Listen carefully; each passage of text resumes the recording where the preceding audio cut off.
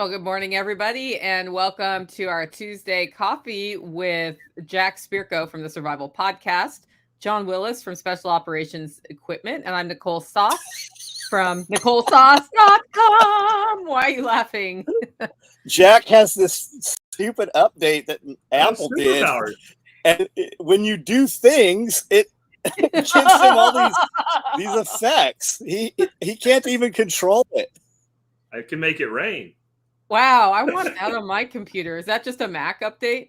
It's a Mac update, and it's kind of cool. I usually turn it off because it has a tendency to go off without you intending it to, because you did something with your hands you weren't supposed to. But it is kind of fun to play with. So, everybody out there should be giving us a thumbs up right now. And, it's like having voice control on a GoPro, and you have a conversation and it just turns itself off because of your conversation. It's like a Wii. Like, remember the video game? Yeah. Hey, Wii's awesome. We just had a Wii bowling tournament at our family get-together. I kicked everybody's ass. You should the older the video game system, the better I am at it. Like, do you guys know about the 2600, the Atari 2600 Plus? Yeah. I ordered one. There's a new one coming. I don't even like video games, but just so I can beat the shit out of my grandkids in video games. Like, so Hey, Walt wants to know what the middle finger does. Does the middle finger do anything? No, I don't think so. Let's find out.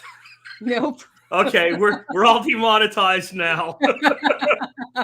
Oh, well. Come on, Mr. Rogers did it. Nope. You don't know about that? The nope. Mr. Rogers thing? So there's this picture of Mr. Rogers, look like he's giving the double bird, but he's singing the Thumbkin song.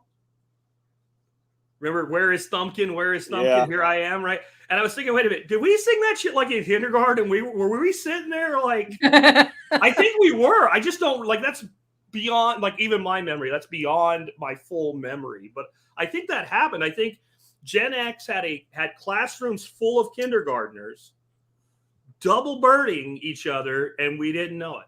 That's how we got so good at it, Jack. That's how we got so good at it. I mean, it starts with education, does it not? Gen X's symbol of our generation probably is the bird. I remember in third grade, a little girl taught me how to do that. In the third grade, a little girl taught you how to do that in the third grade. Like what this meant? Yeah. Girl. Yep.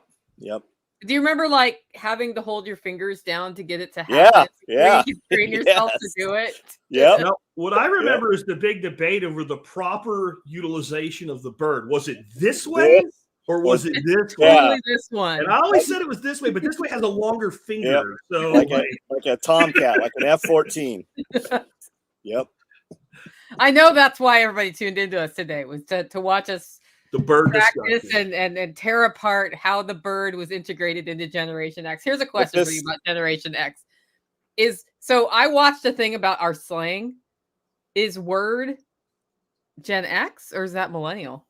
Word. What Microsoft Word? No, when you say word. Word to your mother. I'm going to say that's almost like there is this, what do they call them? Zennials that are like on the edge of both. I'm going to say that's their thing. I never said word until Vanilla Ice came. Dude. Yeah, I was never a Vanilla Ice fan. I was never a rap fan. I actually probably like Ice Ice Baby more now than when I was in high school. Somehow I'm making a thumbs up again. See what I mean? I'm going to turn that shit off. Yeah, one more of these since we're talking about the 80s. He sells over 3 million copies of that album this year. Yeah. So, John, do you think that's the Gen X term or not? So I'd say no, but when you hear the intro to Ice Ice Baby, do you immediately think it's Ice Ice Baby, or do you think it's Queen? Because I think that shows you right there that divider. Because I always think it's Queen, and then I'm like, oh shit. So, but I like the dude, the Ice Ice guy, whatever his real name is, Eric Van Winkle. He's actually like a real estate flipper. Yeah, Eric Van Winkle. We're gonna have him come out here and play. Oh, cool. Yep. Anyway, Nicole, you were trying to say something. I was trying to let John speak. So I think it's after us, right? I think it's after us, but I think that we utilize that. At 50 some years old, we just kind of adapt and become what is. I mean, I think that we still set a lot of trends for younger people, especially that we are interacting with and around. So we just utilize that language as the language kind of evolves. Like right now, everybody's like, my guy, and I refuse to fucking say that. I'm not saying my guy, but I'm around dudes that are, 25, 30 years old, and that's the vocabulary. And they'll say things. I'm like, what the fuck are you talking about? Like, what does that even mean? And some of them can't even tell me what they're saying. They don't know why they're saying it. It's just the vocabulary. And I mean, I remember watching old movies and stuff and things that we were saying, they had just a more like milk toast version of it back in the 50s and 60s. So the question is, when do we stop being the translator generation between the boomers and the millennials, and we become the boomers? Like, as the boomers age out, we're going to be I don't understand what these kids are saying no more, right? Because right now, I don't think it's that we use the language, but we know what the word means. That's bussin'. I don't know. I still get more done before most of the guys saying anything like that to me or about me. I've still done more before they woke up than they'll do the entire day. Well, that's because they're busy figuring out how to use my guy. My guy. My guy. Figure that out. They don't go get shit done. My man, right? My man. I remember seeing I remember hearing my old man, and that meant your dad. And nowadays it's a chick in a trailer. And when she's like, my old man, that's her. Oh, you're talking about your husband who's in jail. I got you. Yeah. My wife had a hard time with me using the term old man or old lady. And I had to explain to her, there's actually a Ukrainian word for it that it's a symbol of respect within the house. So like if a 16-year-old kid's dad died, he becomes the old man in that household immediately. It's his responsibility to see to the needs of the household. So that's how we use the term. It wasn't just it was your dad. It was the most senior member of the house, female and male both. And it was a sign of respect. Somebody said John B. Bussin', no cap. So I recently found out that no cap. I've recently found out that no cap means no limit. I'm like, why don't we just say that then? Why are we no cap? That means there's no cap on the top. You can keep climbing and climbing and climbing. But I had to ask a 25-year-old what that meant. I'm like, you guys want all the money, and the older guys have all the money. You should probably fucking use the vocabulary from the guy that the guy with all the money has, because you want to get some of that money. I'm trying to think of the comedian's name, Jim something, I think. He used to be on Saturday Night Live. He's like anti-woke. I learned from him that young people apparently use the term dead ass. And it means that they're serious. So it's like dead ass serious. I had no idea that was I remember that. Like, well, you can't be serious. Dead ass. Like, what? You forgot the important word. My word. ass is not dead yet. This is going nowhere, but it's fun. Yeah, well, so I just want to say I predict that I'm never getting the email from the Martinson family that the language on the Tuesday podcast with Jack Spirko and John Willis is just over the top. Yeah. I predict that right now. Yeah. You're going to get that from the Martinson family? Oh, no, I'm not. Not going to get it. Oh, got it. Don't worry. People take issue with me, but they tell 50 other people instead of me. I know. I don't get it. You'll stand face to face and they'll be like your buddy, but they'll never tell you that they're upset with you. Jeff pointed that out to me years ago. He's like, we all hold grudges, and the people that we're mad at for like the last decade, they don't even know we're mad at them. Like, we carry that weight around and they have no idea. They've just gone on and, lived a great life. I was at South by Southwest when I realized that. And there was a former friend. We'd had sort of a falling out over a business thing and hadn't spoken in 5 years. And he walks up because I'm with somebody else he knows. And I can tell by his body language that he doesn't know what's about to happen. And in that moment, I was like, I can hold this grudge and it will be this negative thing in my life, or I can just act like it's good to see him. Yeah. And we have become friends again because of that. Yep. Dude made a mistake. Whatever. Martinson I don't family. hold grudges. I do take people that I consider fake and phony and put them at a distance. And until there's a repentance for that, you don't get back in. And that, I don't see that as a grudge. I see that as I do not want to associate with people that behave in certain ways. Frisella was saying something, Andy Frisella was saying something the other day, and he said, everybody wants to climb into that inner circle. And he's like, at the level that we operate at, I'm not looking for new friends. It takes a lot to become a friend. And every time you let that new friend in and he does enough to kind of be accepted into the inner circle, there's always drama that comes with that. And if you can remove drama, you can operate in a whole capacity that people they don't even realize. It's that remove negativity thing. You can operate at a level that people don't even know exists. You can just be so clean and execute so quickly on what you do. But as soon as that little sprinkle, that just grain of salt gets put in there, it just starts multiplying and it just grinds those gears up. How do you keep drama out of your life? I was actually involved in some drama with a friend of ours, Nicole. We were just talking about something, and I had a third buddy there who I really look to. I get a lot from him in how he does and executes his business. And he just stopped and he's like, I said, do you know who we're talking about? He goes, I don't do drama. I go, what? He goes, I don't know who we're talking about. He goes, I don't need to know who we're talking about. If ever I'm going to do something, maybe warn me, but I'm not involved. And I go, holy shit, that's because we had talked we ate up probably 10 minutes of the time of this man's time and our time.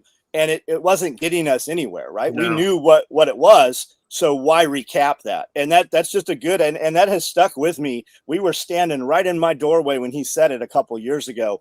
And I catch myself and I'm like, we don't even need to have this conversation. We could live 10 minutes of our life actually doing something that's going to benefit us than some dude who we don't spend time with anyways.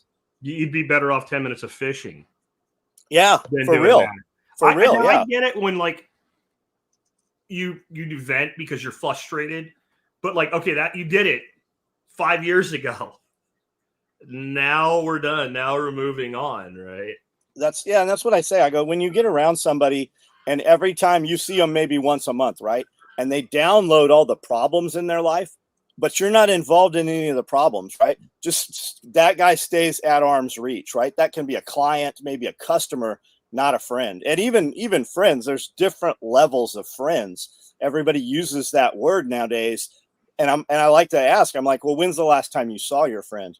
Well, what do you mean? Well, when's the last time you guys sat at a table and actually ate a meal together or shook hands or looked each other in the eye? And a lot of people, they'll be like, well, I've never actually been in a room with him. Well, you should probably evaluate, who that is and what that term that you use. I would say some of my best friends, I don't get to do that very often with, but they're also not people I've never spent time with, right? Like, correct. What I hear you saying though, John, this is kind of interesting to me. I never thought about it this way, that we're running like in our lives, like people that are successful, like a decentralized Illuminati, right? Yes. Like, so back there in the real Illuminati in the beginning, not the conspiracy bullshit going on today.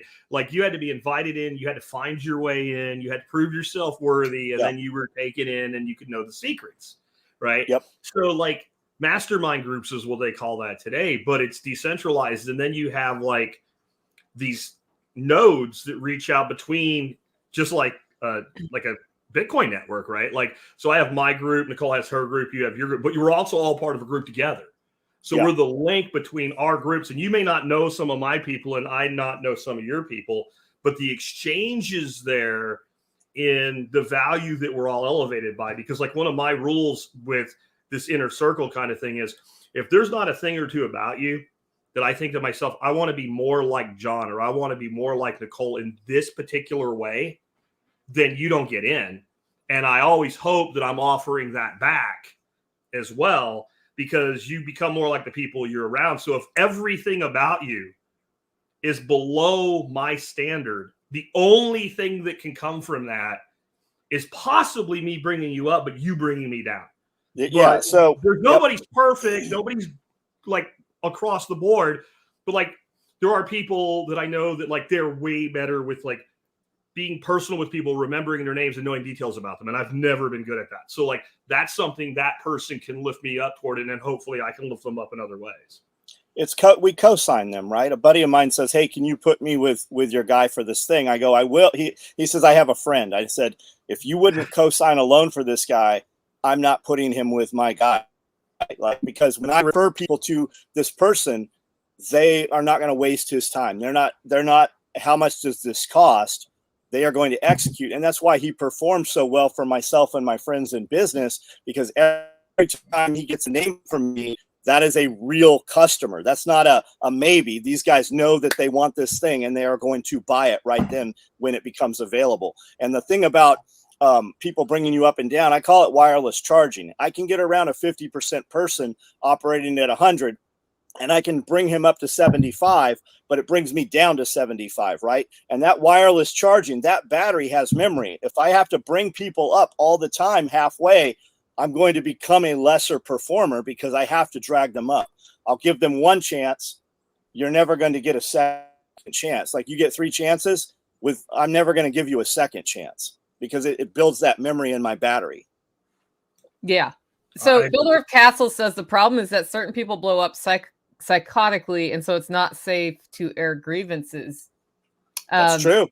It is true. At the same time, I have come to, like, I don't just go punch somebody in the nose usually with a statement, but I've gotten to the point where, okay, you blew up psychotically, so we're done. And now I know that about you, and it didn't happen way later. Like, I've gotten to the point where I think it's better to air grievances or address core issues rather than let it operate here in the passive aggressive zone. I don't really, I'm not good with passive aggressive. I'm not good at reading passive aggressive. And I certainly don't want to try to be the person who has to guess every moment of my life what the underlying thing is. So if we can't deal with things head on, then I move. I mean, the reason I was asking that is I used to be a very drama person. Like, I used to bring drama to me. I used to spread it to other people. And I realized when I stopped communicating my drama to people, other drama stopped coming. And we all have drama in our lives. Like, stuff happens. But if every moment that I interact with somebody, I'm like, this is the drama, and that's the drama, and that's the drama, and they ask about the drama, and I ask about their drama, then I get involved in other drama, and pretty soon it's just all drama and no solid river forward. I'm not a counselor. I'm not a personal trainer. I'm not a barista. And Apollo 37, bro, you run your program however you want. But I've got shit to do. I do not have time to build up 50% people over and over and over. Maybe you figured out how to capitalize on that and you run a business off of that, but that's not my thing, man. Yeah, and it's also probably, I'm sorry, I don't know this guy. It's bullshit. It's bullshit. If you are constantly letting people suck at you as energy vampires, you're never going to be optimum. You're never going to be 100%. That doesn't mean we don't have compassion. That doesn't mean that I might listen to your problems once. But when you bring me a problem, this is the way I look at it. The only reason you would bring me a problem is because you want a potential solution. So if I have one, I'm going to give you a potential solution, and then I'm fucking done. Because until you do something with that, I am nothing but somebody for you to bitch and whine to. And I'm like, John, I'm not that guy. There are people that I think that they'll kind of come across it with this attitude of like, I have so much, I can do this. And I think it's more that they're doing what Nicole said. They're attracting drama because they like it. I don't know this person, so don't take that personally. That's just how it feels to me. When you have a lot of problems in your life with a lot of different people, there's a common denominator in all of those, and it's you. Yeah. There's one thing that I can guarantee you with any frustration or problem I have, and I am involved in every one of those. That's the common denominator. And then as far as frustration and such, especially like social media, man, there'll be somebody that comes along and says something. And if I'm thinking about that when I'm off this screen and it's still in my head, when I return to that, if I see that again, I just block that. Like, I can literally remove you from everything that is my life and remove you from everything that has anything to do with me. We don't need law enforcement. We don't need moderation. We don't need community guidelines or standards. No. You can simply push a button and that guy's gone from anything that has anything to do with you, has no more access to you. And it's crazy. Some of those people, they will create a fake account with the same picture to say the same thing over and over. Just imagine how life is for those people. I pity them. And like when we started down this road, I pulled this up. This is what I get all the time. When you were talking about the foul language, I get shit like, I missed the old positive Jack that wasn't vulgar and all. I wrote this disclaimers and policy page in early 2009. Section 3, adult language and content warnings. Section 1, Section 3. The Survival Podcast is not a G-rated, family-friendly radio show. The host will clearly get angry at times and use what is commonly referred to as adult language, including the dreaded F-bomb. And it goes on from there. But these people act like, I don't know, that they have some entitlement to tell you how to speak on your thing. And I don't get upset about it, but I do often like go, here's a link. Just so we can be on the same page with each other, that this isn't new. Every product we put out, like when people, because we get it too. Yeah. But every tag, we put out over 10,000 labels every month that say made in the motherfucking USA on them. And people are like, well, my kids, like that's awesome that you have sheltered and protected your kid and you raised them how you want. And that's fine in your world, but you've brought them into my world, right? And that's how, if your kid is so fragile and you've raised a child so sensitive and fragile that language is going to affect the direction and course of their life, what's going to happen when they experience violence or a bully? Because you can protect them from it while you homeschool them and shelter them, but they're going to, it's in the world, right? Kids don't get tackled anymore. There's no flag football, no smear the queer. There's no dodge. There's no physical contact. They can't even play, guns anymore, cowboys and Indians. So I treat kids like they're adults and I speak how I speak. If you bring your kids around me, then that's what your kids get exposed to. And that's why, like, on my workshops, people are like, can I bring my kid? Well, how old are they? And we can talk about this individually, but you need to understand you're going to be around 80 people, most of whom are my age, a little younger, a little older, and mostly men. And they're going to be drinking and sitting around campfires. So what the fuck do you think is going to be said? And if you're going to have a problem with that, then before we even start, the answer is no. And generally the answer is no, because it is an adult themed thing. But we've had some, 15, 16-year-olds that fit in. But where I cut it off was honestly the little workshops. We had kids like running around, chasing my ducks, throwing freaking spears at them, taking shit like pool ornaments out of the pool and using it as a ball when there's a ball right there. So I cut that shit off because people were just like, and my wife's like, hey, do something with your kids. And they were like, what? They're just kids. They're just having fun. Yeah, they were just ruining my stuff. Having fun. I had kids yell at my chickens till they had heart attacks and died. Like literally because they were young and fragile. Yeah. My old German Shepherd, Max, and he was pretty old when this is long. Fucking kid trying to climb on and ride him like a horse. I'm like, you get your kid in line right now, I'm going to throw him over the fence by his head. They go feral, man. Like they just pack up. And when you let them alone for 20 minutes at a time, I look out the window and there's a kid. We have all these house windows, these old frame tile windows. We're going to do a greenhouse one day out of. And I look out and this little asshole's out there with these windows on the ground, stepping and breaking the fucking glass in the windows. And I saw the kid come running through the kitchen with two other kids. I go, I'll kill you. And I go, stop running in my kitchen. And it got the result I wanted. They stopped right there. And one of their dads was there. And he jumped bigger than the kids did. Yeah. And he's never brought the kid back. And the kid can come back, whatever. Yeah. But like, you take care of your kids or I'm going to take care of your kids on my property. But didn't we all grow up with that? And that's why we did all the crazy shit. But we all went like, we never did it in like old man Willis's fucking backyard greenhouse, right? Like we went out in the woods and we hid because I don't know about you guys, but if I did some shit now, Pennsylvania, there's every 5 blocks there's another town, but like 5 towns over on my bicycle. By the time I got home, the freaking grandparent internet went off. People made phone calls and they knew what I did before I got home. Yep. So we got really good at when we were going feral, and that's a great way to put it, John. Like we went out in the bush and we went feral out in the bush where nobody was there to see us. Yep. Which meant we weren't fucking up anything that really mattered. Yeah. I tell my grandson all the time, you want to beat a tree, go beat a tree. Don't beat on my fruit trees. Yeah. Go out in the tree. Here's an axe. Go chop one down. Yeah. Not these. There's a dead oak tree. Here's a dull axe. Have at it. Yeah, I think busy for a week. I think you should take kids and put them out in the woods in the backyard for a weekend. Let them just leave them here. I mean, you can watch them, but let them think they're alone. See what they're going to do. How do you know what they're going to do? Oh, we lived on beans, the Campbell's pork and beans and hot dogs cooked in the can with the beans when we were out in the woods. Yep.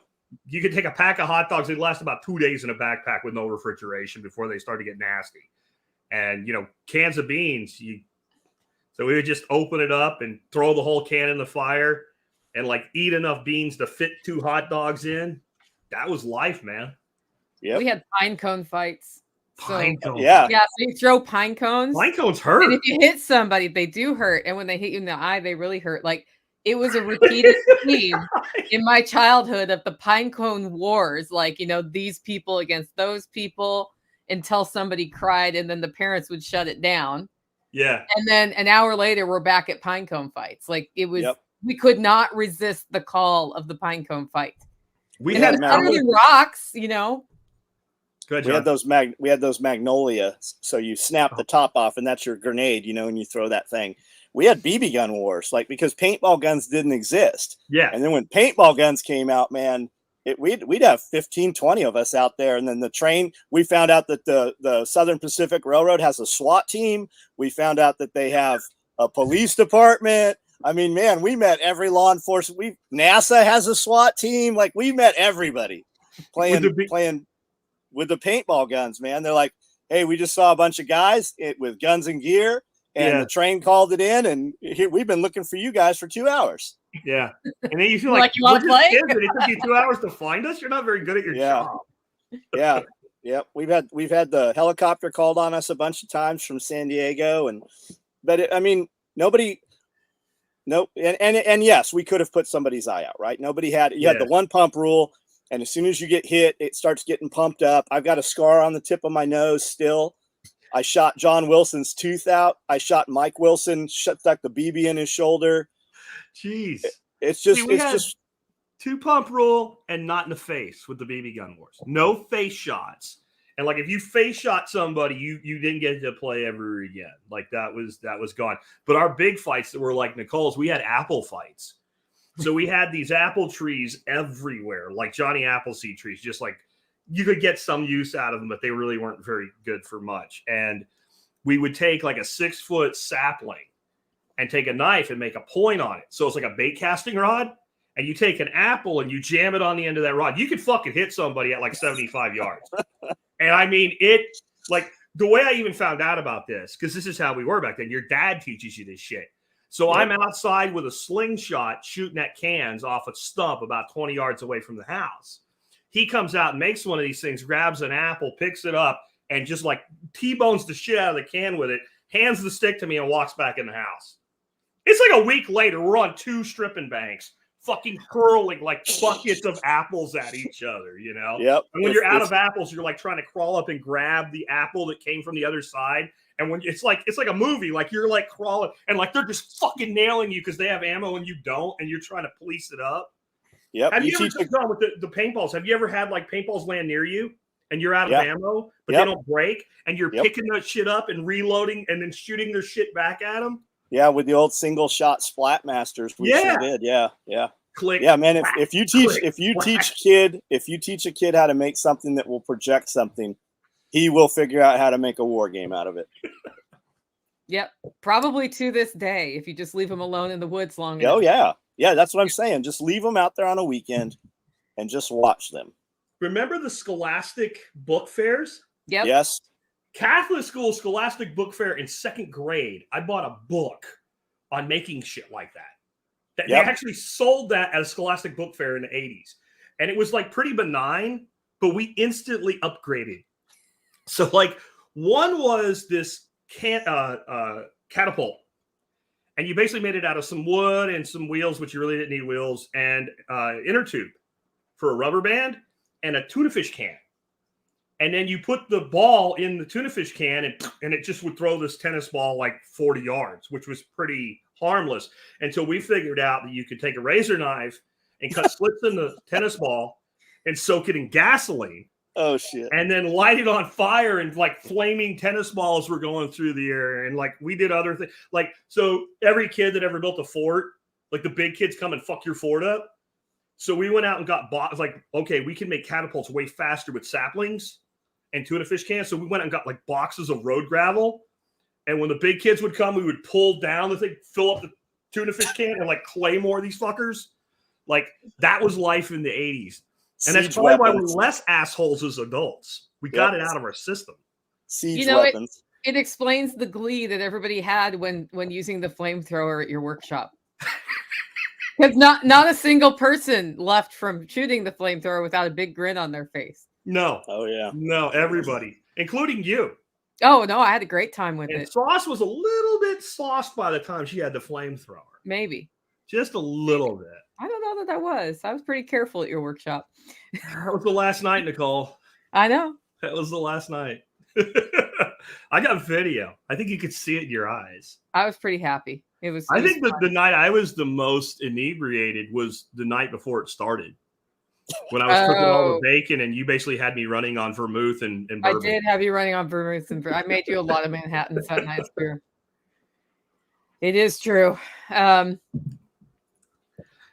Well, why don't you bring up that news article that you were going to show us? Oh, yeah. So I saw this today, and it made me think of Idiocracy, and not in a negative way either. Conor McGregor is thinking about running for Irish president. And, you know, you've got an MMA fighter, and it just made me think of Idiocracy with Hector Mountain Dew Camacho, or whatever the hell his name was. And we always watch that movie and think people got stupid, so they started voting for like WWE wrestlers. But was there a prophecy built in there? Like sometimes like an author gets things right, but not all the way right. Like I think it was H.G. Wells said that satellites would be made out of bricks before anybody even thought of a satellite, right? But that's what was around was bricks. So like, are people willing to vote for people like Donald Trump or Jesse Ventura or Conor McGregor simply because they're completely fucking sick of the political class? So is it that they're sick, or is it that those people who in fact got voted in were part of the Hollywood elite and brought out and said, hey, they are eating babies. Hey, adrenochrome is real. Like the most crazy stuff. Yeah. 10 years ago, we'd have been like, there's no way. And then you find out that that is exactly what has happened. And then Conor McGregor, you know, they're floating that they want to extradite Conor McGregor and try him with these new laws that haven't even passed yet, right? Yeah. It hasn't even passed, and they're signaling like we're going to pass this law and then retroactively try somebody under a law where they committed the offense prior to the law existing. Well, future crimes is, I mean, they're already trying that now. They're trying future crimes and things that we say today, they will prosecute us 5 years from now, when it wasn't even illegal when we said it. But I mean, you see them and they have to weave this huge, far-fetched spider web so that you are fearful. It's about control, right? We want them to think twice before they say what they say because we can't control them. And if enough of them resist the government, they might pull us from the castle, right? They have to keep that fear and keep everybody in turmoil. But as far as projecting the future in these books, I mean, look at The Simpsons. There's all kinds of crazy stuff in The Simpsons that has come to pass. And what was the shoe in Idiocracy? The shoe? Yeah, didn't they have some crazy shoe that everybody loved in Idiocracy? Yeah. What was it? I don't remember. It was a Croc.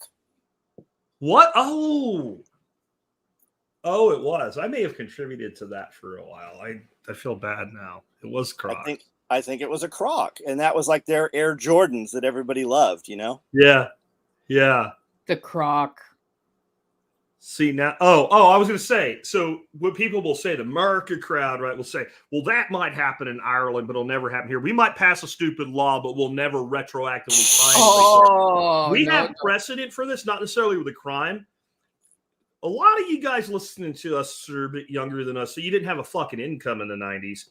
But if you did, and if it was a fairly decent income, you might remember Bill Clinton's retroactive fucking income tax.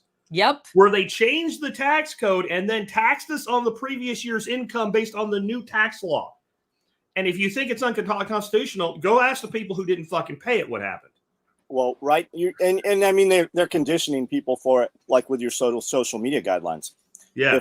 If I speak right now about things that took place in 29 and I speak about them in 29, they judge my video from the guidelines of 2019.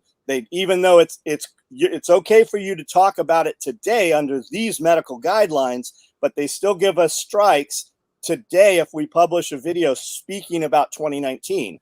Whereas if I just don't mention 2019, they don't strike us. The same thing's happening. They go back and like ban my stuff from 3 years ago. It'll be like, we pulled down this thing. And I'm like, I don't even know what I said 3 years ago, to be honest. Like it was a long time ago. And I'll lose it. Well, hey, John, go ahead. No, go ahead. I was going to say, John, tell us about your shirt. This is a good time. What was it? Drug awareness, resistance education. So we took that and we just put on the resist our government. We've got 2 other versions that'll be coming out in the future. We're doing as patches, stickers, and we'll bring them out as shirts. It'll say "Dare." One says "Democrats are ruining everything," and then there's a third version of it also. Well done, sir. You can get the trio at originalsoegear.com. Yep. Apparently, I got too tall there. So, people who did song 25 are totally screwed. Yep. They went all the way out. Like, there's nothing they could ever pass and say you weren't doing it, right? Yeah, this retroactive enforcement is designed to create a chill on people and silence them. And I keep telling people to get on Nostr, and I know I sound like a broken record with it, but you need to tie into that, because if you think that Twitter is actually standing for free speech, you don't understand anything. So like this article that I just had up on the screen, for instance, I don't know if you've noticed this, but if you post anything, this is on RT, right? So it's the Russians, right? And it's amazing to me that people most shrieking about Russia today as the bad guys are all communists. That's just interesting in of itself. But if you post an article from RT on Twitter, X, shit, or whatever the hell they call it now, it will not display.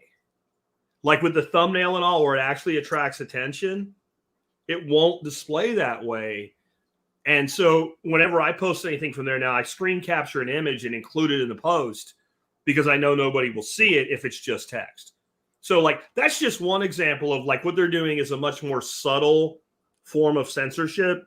Linda Yaka, whatever the hell her name is, that's like a WEF director, coined the phrase freedom of speech doesn't mean freedom of reach. So as long as we don't take your post down, you have your freedom of speech, even though we don't make sure nobody sees it. And so we have to get around this. And then what's her name? Warmonger Haley, you know, she tried to walk it back, but she came out and said, basically, if I'm president, what I want to see is nobody can be anonymous on social media. We have to know who you are, and you have to be verified. That just sounds like gun registration for speech to me. That's all that sounds like. Well, they've been attacking speech for decades, and it's like the worst thing for politicians is that we can just say what our opinions are. Oh, yeah. And it's amazing to me how that chill effect has, how we've allowed it to happen. Like, not amazing. It's discouraging sometimes when people are like, no, you don't need to be free to say what you think. That's not allowed. That's not okay, because it's misinformation, and misinformation is dangerous. So, you know, in this case, your free speech is not allowed. It's like, well, how do you think we figured out the earth was round? The earth's not round. Come on, now. That's a good debate to have. Jack and John Willis having the flat earth debate would be fun. Isn't Nikki Haley, wasn't she in a heavy metal band called Hailstorm? I don't think I'm kidding. She's not. I know. I don't think so. I know that Ebor Miley here is correct. Nikki Haley is not her real name. That's her stage name. Yes, it's her stage name. She's also very concerned about TikTok, but her daughter's on TikTok. And what Ramaswamy pointed out in the debate, that was not acceptable. That was a dirty hit. No, wait a minute. You're sitting here telling parents your kids need to not be on TikTok. Your fucking daughter's on TikTok. And this just encapsulates the whole rules for thee, but not for me shit, right? Yep. This is like, and I don't know. I've gotten more and more bored with politics over the years. As bored as I was 5 years ago, I'm completely bored with these fuckers now. I didn't look at it for 2 months, and I just looked at it last week. I was like, wow. Nothing has changed. I was like, I'm just going to take a whole break from it. I think when you don't look at it for like 60 days and then you do, you feel like you're high. Yeah. When you're looking at it, you're like, I have to be fucking high. This can't be. I don't remember eating a gummy. Like, what? Where did this come from? Or like the most real world comedic moment of my life. Like, it's like a stand-up comedian act, but it was real. Was when I was, so this is the other thing, right? DeSantis is the lockdown governor. I was partying on the beach in June 2020 when this happened. So that's all bullshit, right? He's responsible for killing everybody, but he also locked everybody down. Like, you've got to pick one, but apparently they don't. But I'm sitting there and I go up from the beach to get some stuff for my wife. And she had been flipping through the TV before she came down to the beach and apparently left it on CNN. So I go in there, and this is June 2020, and they're talking about Florida like it's the attack in Israel that just happened. Like it's that bad. And like they have all these experts talking, and they're showing all these scenes of like dead bodies and shit. And I'm standing in the sliding glass door looking at the beach. And I'm looking at like 400 people literally partying their fucking ass off a week before spring break. Or a week after spring break, or whatever the fuck it is. So it's like May, June. And I'm looking at the TV, and I'm there like Jim Brewer, the guy that we were talking about earlier, like doing this. These two things don't go together. And I think I already knew that, but like any faith I had in anything any of these networks put out, that moment is when the last tiny flame went out and died.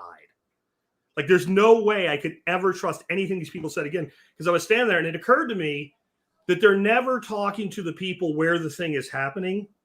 They're always talking to people that can't actually see the thing. Mm-hmm. And they make sure they talk about enough places that you think the other place is really bad. And usually when you go there, nothing's happening. Do you ever consider that that's intentional? Every day of my life. Because if you don't trust any of the reporting, then they can do more. Yeah. But I trust the information sources I have. I trust them to attempt to be accurate. And then I trust that I have enough of a fucking brain to assemble everything from all my different sources and come to a logical conclusion of what is most likely the case. So I don't need CNN. And I don't say that everything that they report is wrong or inaccurate. I say that I don't trust any of it. I think there's a big difference there. So if the CNN reporters come on today and they say, today the sky is blue, I'm not going to be like, no fucking way, it's green, right? Like, unless I look out and it actually is, right? But I am going to assume that anything they say is either a lie or riddled with disinformation. And then it is only a starting point to figure out what's actually going on. I think a fun game to play would be don't watch the news for 30 days. And then you guys run headlines by me. And I tell you if I think it's a real headline or one you made up. Yep. Somebody does that. Yeah. Can you insulate yourself enough to actually not? Because like the other side of it is if you're on social media, it's there. Does that matter? Like you may see it, but I don't know. Don't read it. Yeah. Try not to read it. And so what I know from going off news completely for about 2 months, this most recent time, is you still hear things. Yeah. Like if a comet was coming, I'd know a comet was coming. Somebody would tell me. Yeah. Yeah. But you just like the intricacies of the infighting that's going on politically at the federal level or state level, I have no idea right now. Except for I read some headlines last week and I was like, nope, I'm not going back there right now. I'm going to just get my floor done. Highlander says, I haven't watched TV in over a decade, but that's kind of the point, Highlander. None of us have watched TV probably in over a decade either. It's this thing, right? Like right now, we're communicating to everybody and back and forth here on YouTube, but that's where I get the news, right? Is YouTube Shorts, TikTok, Facebook, Instagram, right? It just comes through. And even if you try to avoid it, you eventually get into a short. And once you're in those shorts, you don't even realize you're doing it when you're scrolling through those shorts, and you're getting those 5, 10, 20-second blasts. And I literally, when I turn the phone on in the morning, I turn this off when I go to bed, and I turn it on and let it boot up away from me. And I go, okay, time to get programmed. I literally say that. I don't say, I'm going to put my earbuds in, I'm going to turn the phone on. Okay, time for programming. So could we, take a couple of weeks away from it? You totally could, by just using audiobooks, right? I've listened to audiobook series when I'm just so that I'm not doing this, because I will listen while I'm doing tasks, and inevitably Amanda will be like, are you stuck? Like, it's like Windows 98. You just, because you're doing this, you just can't not do it, other than just to not have it with you. Yeah, I've started setting a timer if I'm going to look at TikTok, because that's what'll happen to me. It's like, for the ADHD brain, it's a brilliant thing, because it's you short. Start thinking it's like going fishing. One more cast. You think one more. I'm gonna keep doing One this. more I see swipe, one more yeah. good video, and you see like 40 fucking shitty videos. Then you see one good video, gives you false hope that the next one will be good. Yeah. You say fishing, man. That's like slot machines at the casino. Yeah. Before you know it, 6 hours later, they're pumping oxygen and they're giving you free drinks. Yeah. Well, I tell myself I'm doing that for research, so my TikTok video can be better. But really, it's the dopamine hit. Sure. It's like, oh, I gotta reset. Scroll. I think it actually can be good if you discipline yourself and have limits on things like that, because I don't know about you guys. I get in my fucking head with shit, and I get attached to something, and I will literally, like, I'll do some of my best work, and then I'll hit a point where it's too much, too long, and I need to let it go so that I can come back at it and finish it and do it right. And by tuning out into mindless bullshit, it's actually useful to me. Or, that's why if people ask me what I read at night, I read shit like Star Trek novels, right? Or other sci-fi stuff, because it's complete fabricated bullshit. And I need my mind to unplug before I reboot in my sleep. So I think it can be good, but there's a lot of crap too. And what I found is they always want to switch you back to what they suggest versus the people you follow. Yeah, they certainly do, man. And when you interact, on Twitter, and I'm like, what the fuck happened? I'm like, oh, they put for you instead of following. Okay, what is this? Did all my peeps just go crazy? No. Yeah, even at SRF, when I go to bed, I read to get the brain to shut off. It's like I've programmed myself that if I read text, it'll put me to sleep. And you get pretty exhausted at SRF. Yeah. But you do. Well, yeah, I do. Yeah. But I still like, if I hit the pillow, my brain's still going. Yeah. Yep. No, I got you. You're completely physically beat, but your mind, and that's me every night. If I don't do something, same. That's my brain. That's like people say, I wish I was like you. And everything has blessings and curses. I wonder what people tell kids to do now that reading's not as popular. Because I was just told what you need to do is read fiction and it will reset your brain and you can fall asleep. And sure enough, I could program myself to do that. I make my grandkids read. My wife makes them read. We make them read. Like, it's time to read for a while. Like, you don't get to watch videos or whatever. You have to read. So I don't care what you read. It can be a fucking comic book. It can be a bedtime. I don't care, but read. And I think it's one of the most important things that a human can do for their mind. Just like we have to physically work out to be in good physical shape. We have to go out and use our bodies. We have to use our minds. And I don't think we are actively using our minds most of the time when we're consuming video, unless it's intellectual level shit. Like our buddy Hatch, Nicole, just sent me this thing with Terrence Howard, who was like the guy that was in Mr. Howard's Opus and stuff like that. Explaining his new theory of mathematics based on the universal flower, which Da Vinci could never solve. And I sent him an email back and said, I'm going to have to eat half a gummy, wait 30 minutes and watch this in total silence. Like, to see if it's real or if it's bullshit. Like, that can be engaging, but most of the stuff we watch is not.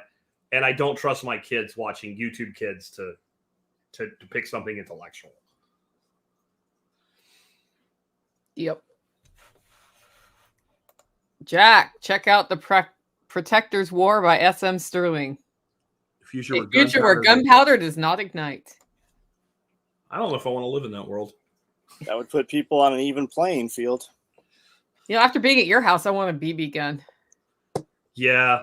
That was fun. Yeah, that was fun. We have some Red Riders, John, like old school Red Riders, and I bought the set. So there's like a scaled down one and the full size one, so I can shoot with my grandson. That's cool. Yep. I have I'm actually looking at my BB gun, but it's not like that one was way better. Yeah, somebody gave me a BB gun I've never shot. The old school like spring BB guns are actually cool because they have a limit to where they're accurate to. And if you shoot at exactly that limit, they give you no margin of error.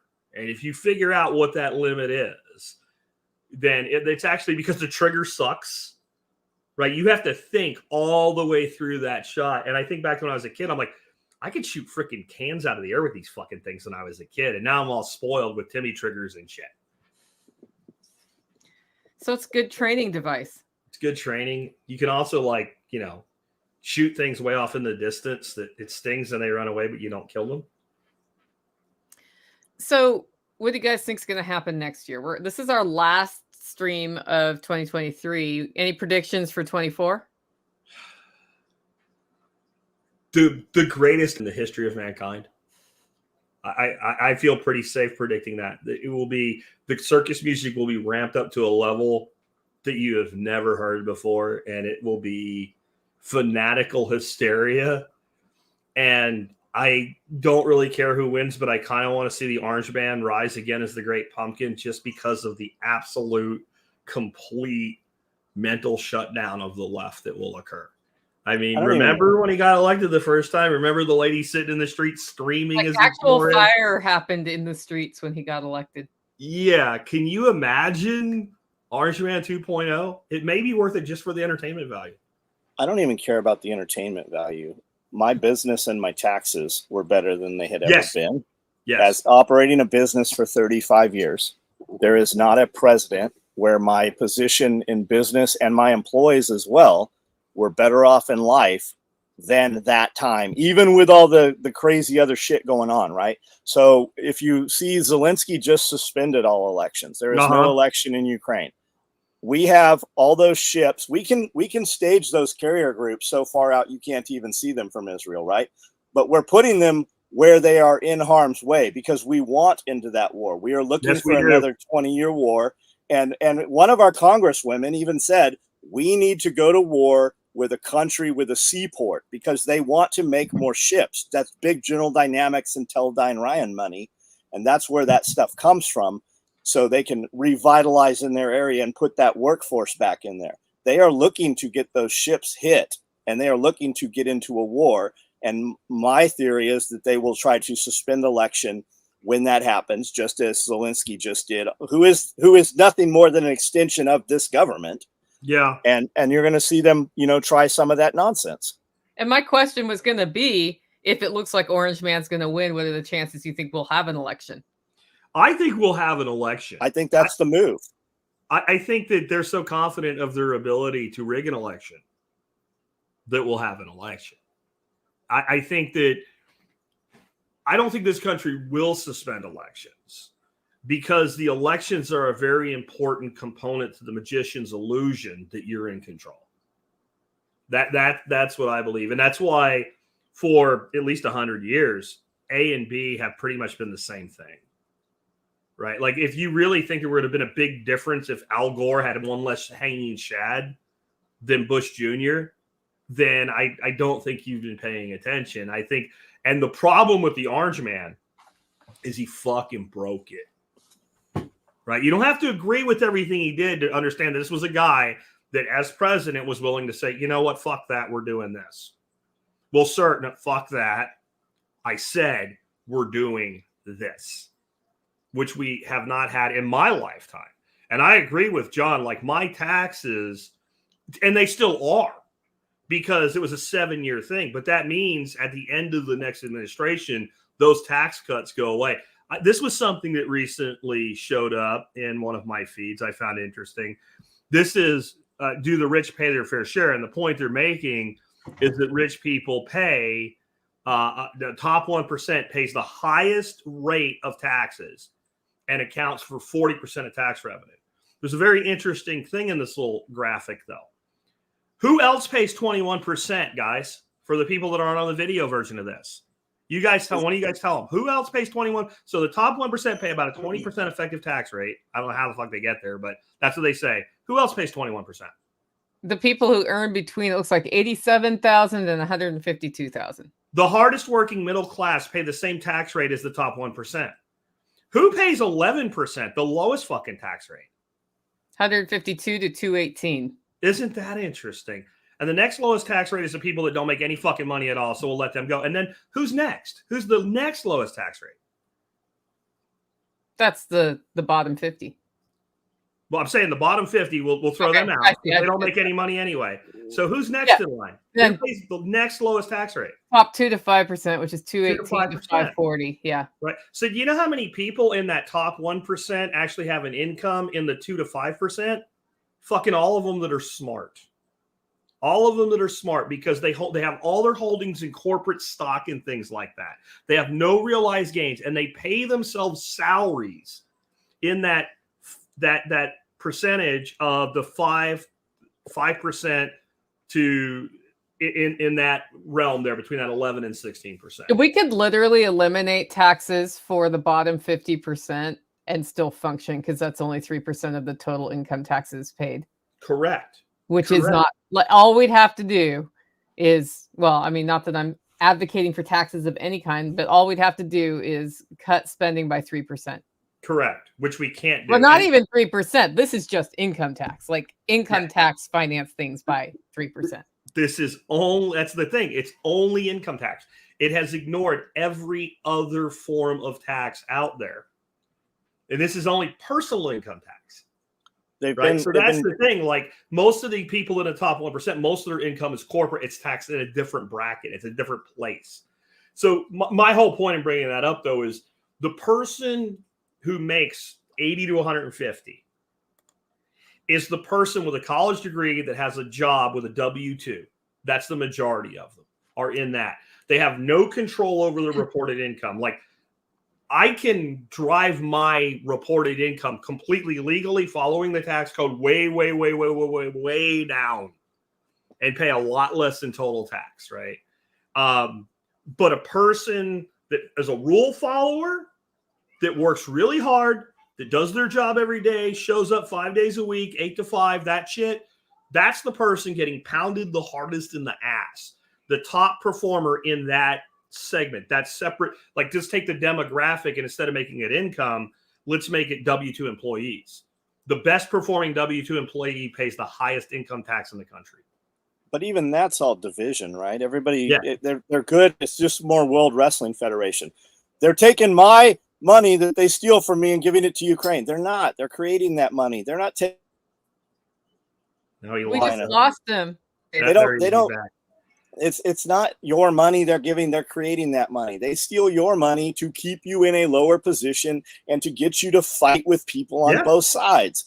I'm supposed to be mad at the guy that makes more, and I'm supposed to be worried that the guy who makes less is mad at me. It's all just a show. No, it's what I've always said. Like, instead of bitching about it, understand that the tax code is 2 giant volumes that look like 80s phone books from a giant metropolitan city.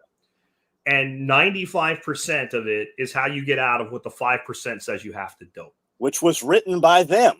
So play the game. For those of you listening who have never seen a phone book and don't know what it is because you're young, these were 2 very large printed books on very thin paper with tiny print. Yes. That today I would need a magnifying, and they were huge. Well, Jason from Oklahoma, Nicole, said in one of my live streams when we were talking about this, he said they're about as thick as the Bible. I'm like, that's rural Oklahoma. If you lived in Jacksonville, Florida, or Dallas, Texas, or Philadelphia, you could beat somebody to death with one of the 2 phone books, and you needed 2 every year. Remember, they put them on your front porch and shit. Yeah. You know, and like you had the yellow. They wouldn't fit in your mailbox. Yeah, no, they did not fit in your mailbox. No, I had one of the coolest history teachers in high school that would tell us actual shit. And he's my genesis of understanding the Federal Reserve. And all he did was point out that the Federal Reserve banks were not listed in the blue pages. Yep.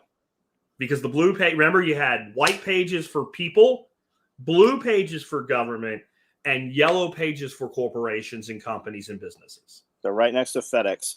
And yes, the Federal Reserve Banks was listed in the yellow pages, not the blue pages. That's all he said.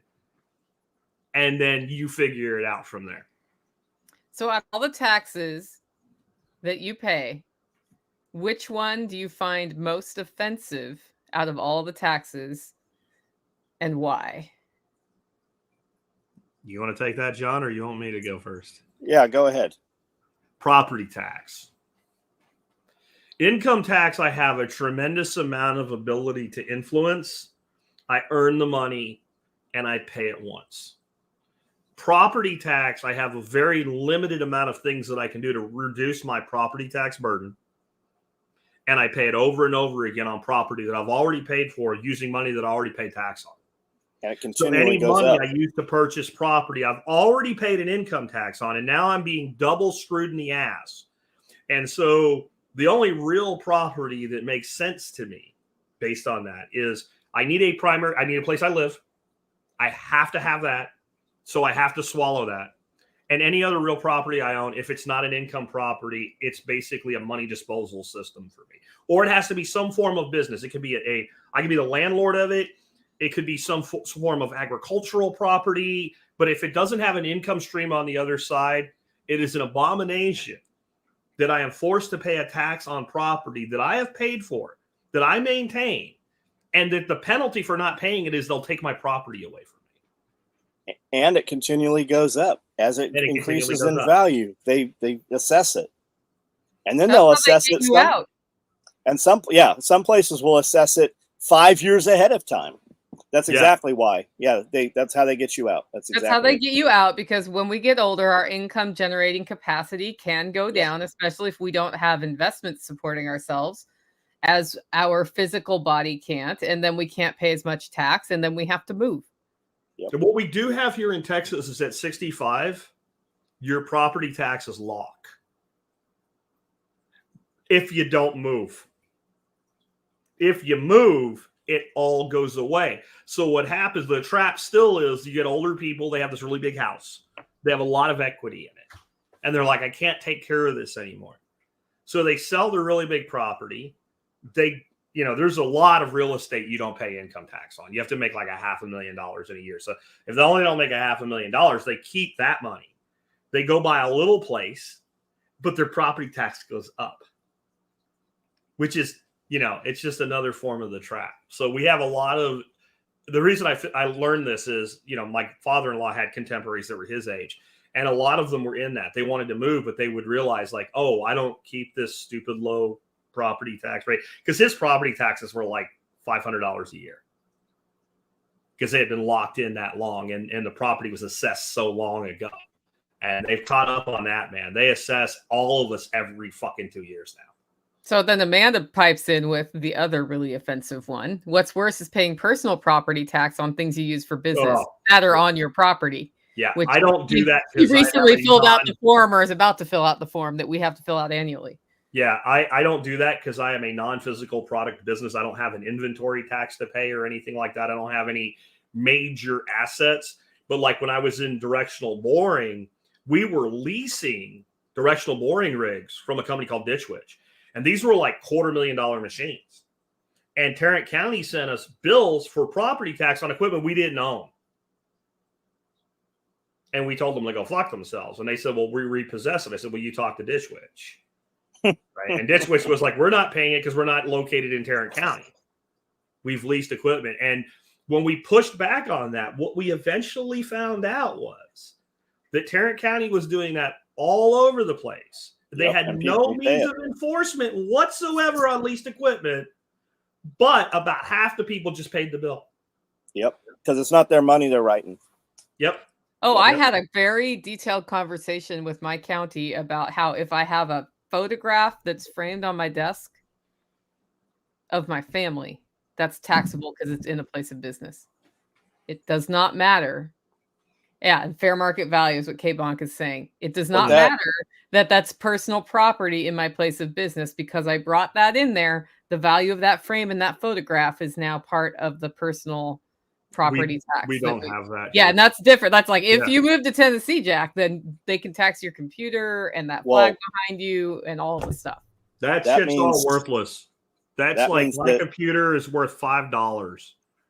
What that means is those people enforcing that and those people pushing those laws, they don't have enough turmoil in their lives, and somebody needs to add some turmoil to their lives. I would agree. Yeah, we need some more turmoil in the lives of bureaucrats. Those bureaucrats are too comfortable, and they do not have enough fear. And some old man at this point, some old man who they have taken things from needs to take it upon himself to add some fear into their lives. I feel like that's happened a few places. It has. They cover it up. You're never going to hear that so-and-so walked out of the house, got pounced on. I'm thinking more of people like this. I bet you know who this is. Hold on. You know who this guy is? Marvin Haymeyer? Marvin Haymeyer is the world famous Killdozer man. Yep. Oh yeah. Right? This is a dude that like he had enough. He welded armored steel onto a bulldozer, and I believe he destroyed like every police car in his town, the courthouse, like everything. Unfortunately, he ended up dead. But I think he had made the decision that was going to be the outcome at the end of it. But what if there were 1,000? And I'm not advocating for anything, YouTube police, right? What if there were 1,000 Killdozers? Or 2. Just he another didn't hurt one. Anybody, by the way, he committed no, under the left's definition, no act of violence whatsoever. No humans were harmed except him. It is an act of violence according to the left if you harm the government in any way or government property. Have you noticed that? Unless it's the Portland Police Bureau. Unless you're the left when you do it. Right. So if you're different, on the left, it's different when you're the left. If you're on the left and you storm the Capitol building and fuck shit up, it's okay. Having come to freedom from the left, that's very disappointing to me because it's not fair, and the left is supposed to be all about fairness. But when it's their issue, then it's okay. The left is petulant children, so they use the word fair the way a child does. It's not fair means I don't like it. It doesn't mean it's not fair. Like, you ever notice kids say that all the time, but the last thing they actually want is fair? I tell my grandkids all the time, if I don't know who did it, I'm just going to punish both of you, and I know the guilty person gets punished. So think before you complain about each other. Does it work? Oh, it works beautifully. I mean, the military... Do they look at you like this? No. The military uses group punishment because it's effective. Right? It's a total, like, it absolutely works. Shut the fuck up. Don't say nothing. Let it go. Right? Like, because I'm like I tell them, I'm trying to teach them history too. I'm like the Romans. I don't care who's right. I just want peace.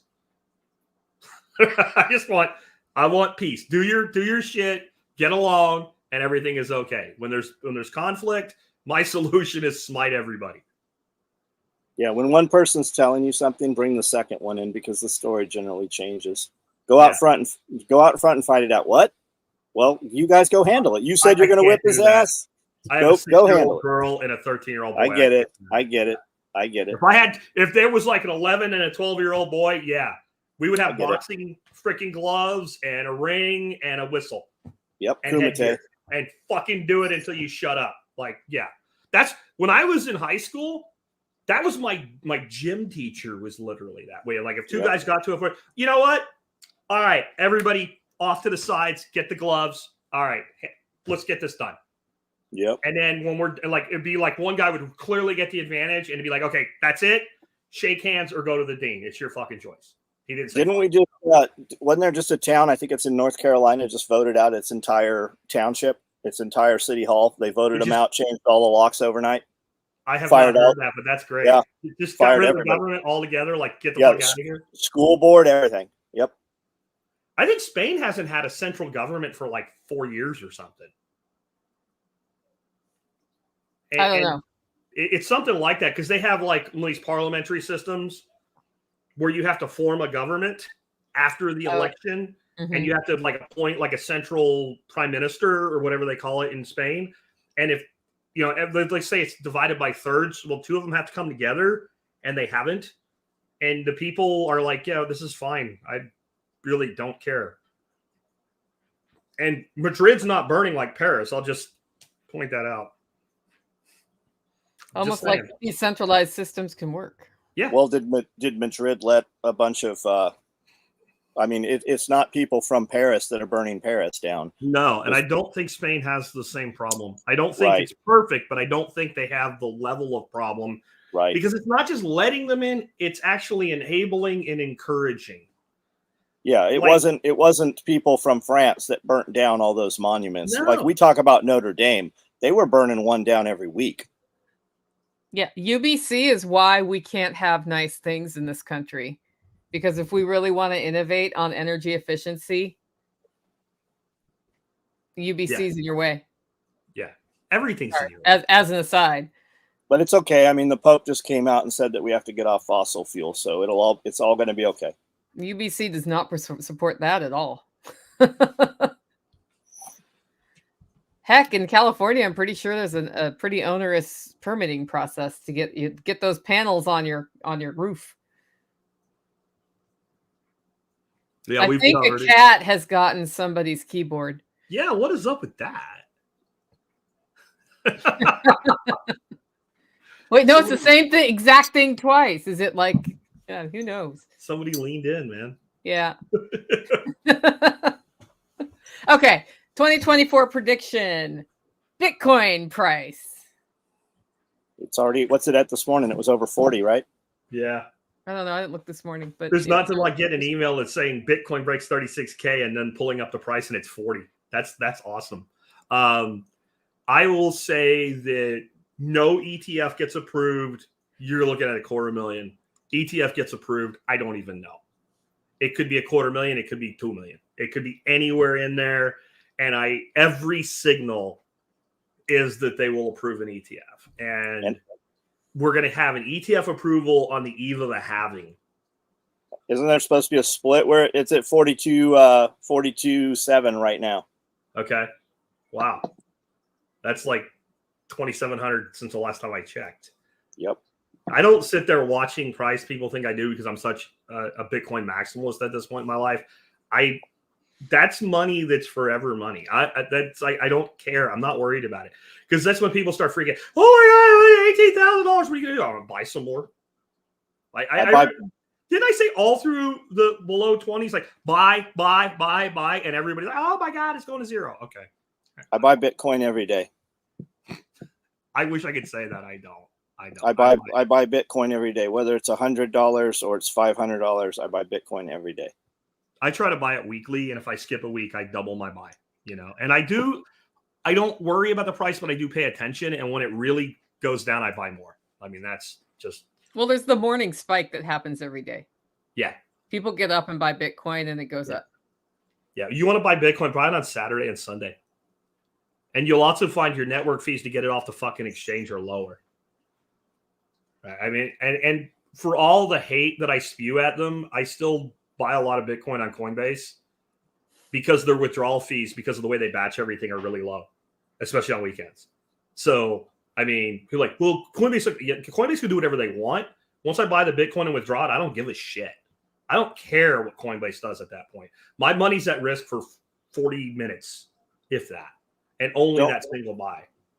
Dean's asking about lithium. Don't we have a state right now that just opened an enormous lithium mine here in the United States? I watched something that I was not aware of. You just always hear lithium and electric car batteries. There was an interview with Elon Musk, and he said lithium's actually the very minimum of the car battery. It's all these other things that are there. He said there's not a shortage of lithium like you hear. He said it's nickel's the real one that you need. I think nickel and cobalt. And most of the cobalt is being extracted from the ground by hand by borderline child slaves in Africa. And they can push all these electric cars all they want, but the electric car thing is just to control you. they know that they can't feed all the electric cars. They want to outlaw your ability to not have one because they don't want you to have any car. Our grid, the electric grid here won't support electric cars. It just won't do it. Like the infrastructure is not even here to do it.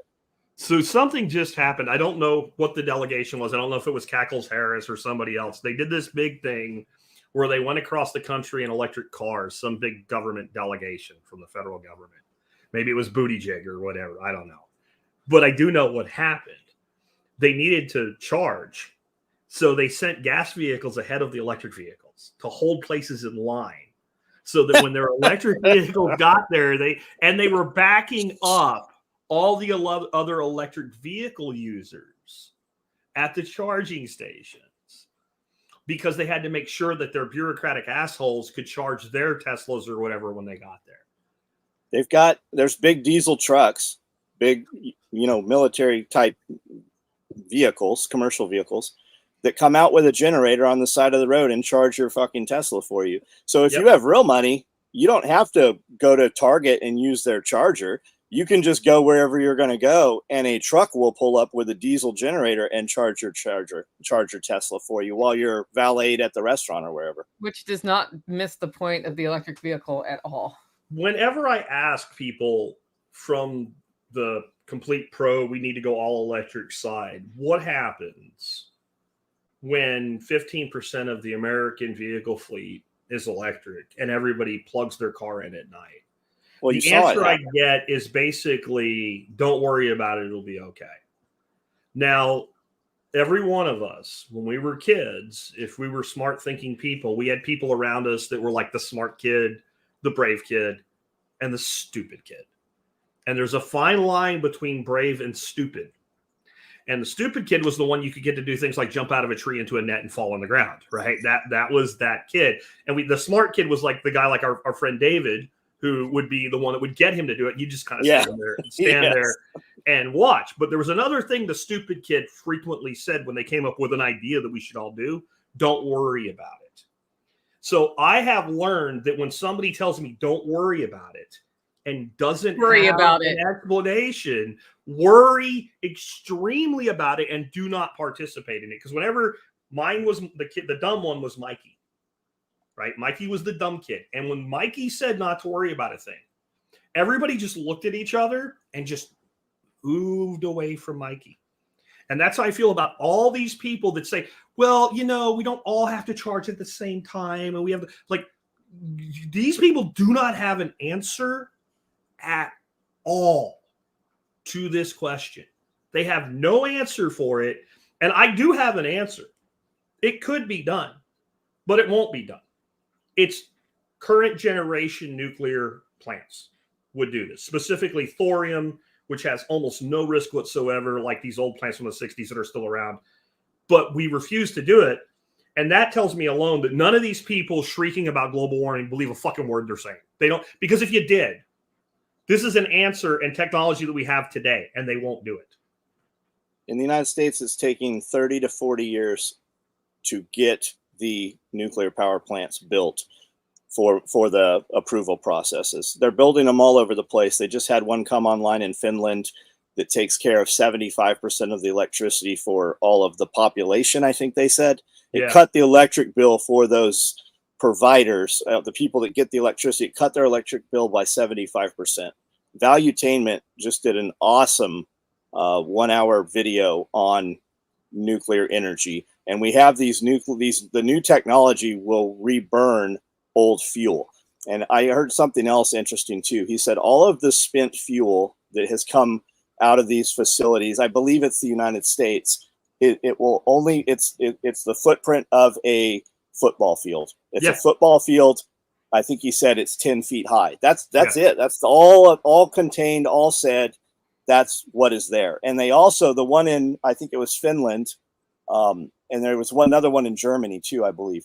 They actually flew like a 747, but a military version that's supposed to be heavier. They actually built the same sarcophagus, flew it into it, and there was no damage. It didn't pierce it. So they're supposed to be completely contained, completely safe. Obviously, the problem is the meltdown or the electricity or the water exchanges. Yeah, but the thorium reactors. So, like with Fukushima, the problem is those rods are going to take, longer than we're going to be alive to fully cool. A thorium reactor, when something goes wrong, just stops. It just stops. And we have plenty of thorium. The concept that we can't do this is ridiculous. I love how it's the most dangerous thing in the world, and we have all these fucking battleships and aircraft carriers and submarines running around with little nuclear power plants in them. Yep. And that's totally acceptable, right? And literally, there's so much power that there's times when there's natural disasters that are on the coast, and we pull in one of America's amazing nuclear-powered aircraft carriers, and they run a cable to shore, and they run half the fucking city on backup power off the freaking aircraft carrier, and the aircraft carrier's pumping seawater in, desalinating it, and sending fresh water to people in a disaster zone. That's how much power we have with nuclear power. Like this whole idea that we're going to colonize Mars not without nuclear power. You can't. We'll use solar on fucking Mars. Do you have a Martian calendar? Do you know how long night lasts on Mars? Do you know how far away it is? It's out of the Goldilocks zone and shit. Like how do you think that's going to work? They have, again, we're back to no answers. And there's existing technology sitting right in front of us. There's a meme where it's like two aliens and they're looking completely disgusted down at Earth. And it says aliens after we figured out fission and decided to use solar. And they're just looking at us with complete disgust. Like, what is wrong with these fucking idiots? It's money. I mean, that's what it's all about. The guys that make money off oil don't make money off of nuclear. The guys that make money off all the solar panels, they don't make money off of nuclear.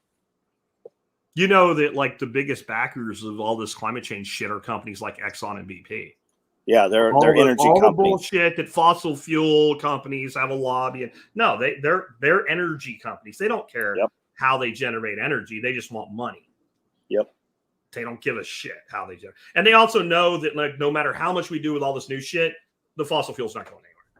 So you should have that nuclear submarine guy. Didn't you have a nuclear submarine guy on at one point? Maybe that was another show. No, it was me. Talking about modern day reactors and stuff. You should see if that guy, get him back on. Yeah. Yeah. What would happen if the marketing campaign to take the fear out of nuclear happened, separate from the big guys doing it? I don't know it would do anything because they don't really care what people think. I really don't think they care what people think. They like to talk about it, but they don't do it. So they've done surveys, for instance, where they ask how many people support term limits. And it's like 84% of people. And I'm pretty sure the 16% are bureaucrats and politicians, right?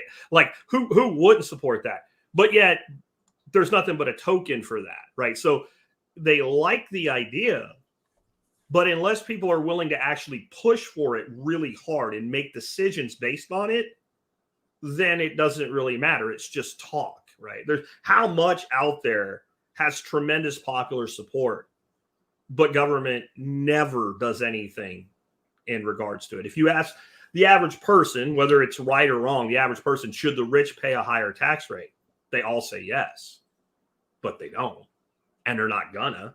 And they never did. And tax the rich has been a meme since the Romans and has never fucking happened. Well, that's how they manipulate us into taxing the middle class. But yeah. But okay, so then the other thing is, if you make it less scary, is there a way to basically Uber approach it? I don't know, because like a lot of the stuff we teach, and I mean the whole self-preparedness industry, right, is all things people can do. You can't set up a nuclear plant in your backyard. You can set up a biogas digester in your backyard, but you can't set up a thorium reactor in your backyard, even if they said you legally could. Like, unless you have Elon Musk money, you can't, right? Like, even if I could get my hand on thorium, I know that I'm not intellectually fucking qualified to build a thorium reactor in my backyard. So I think one of the big problems we have with nuclear is, by its very, like what it is, on some level, it has to be centralized, right? It has to attach to a grid that's a centralized grid network system.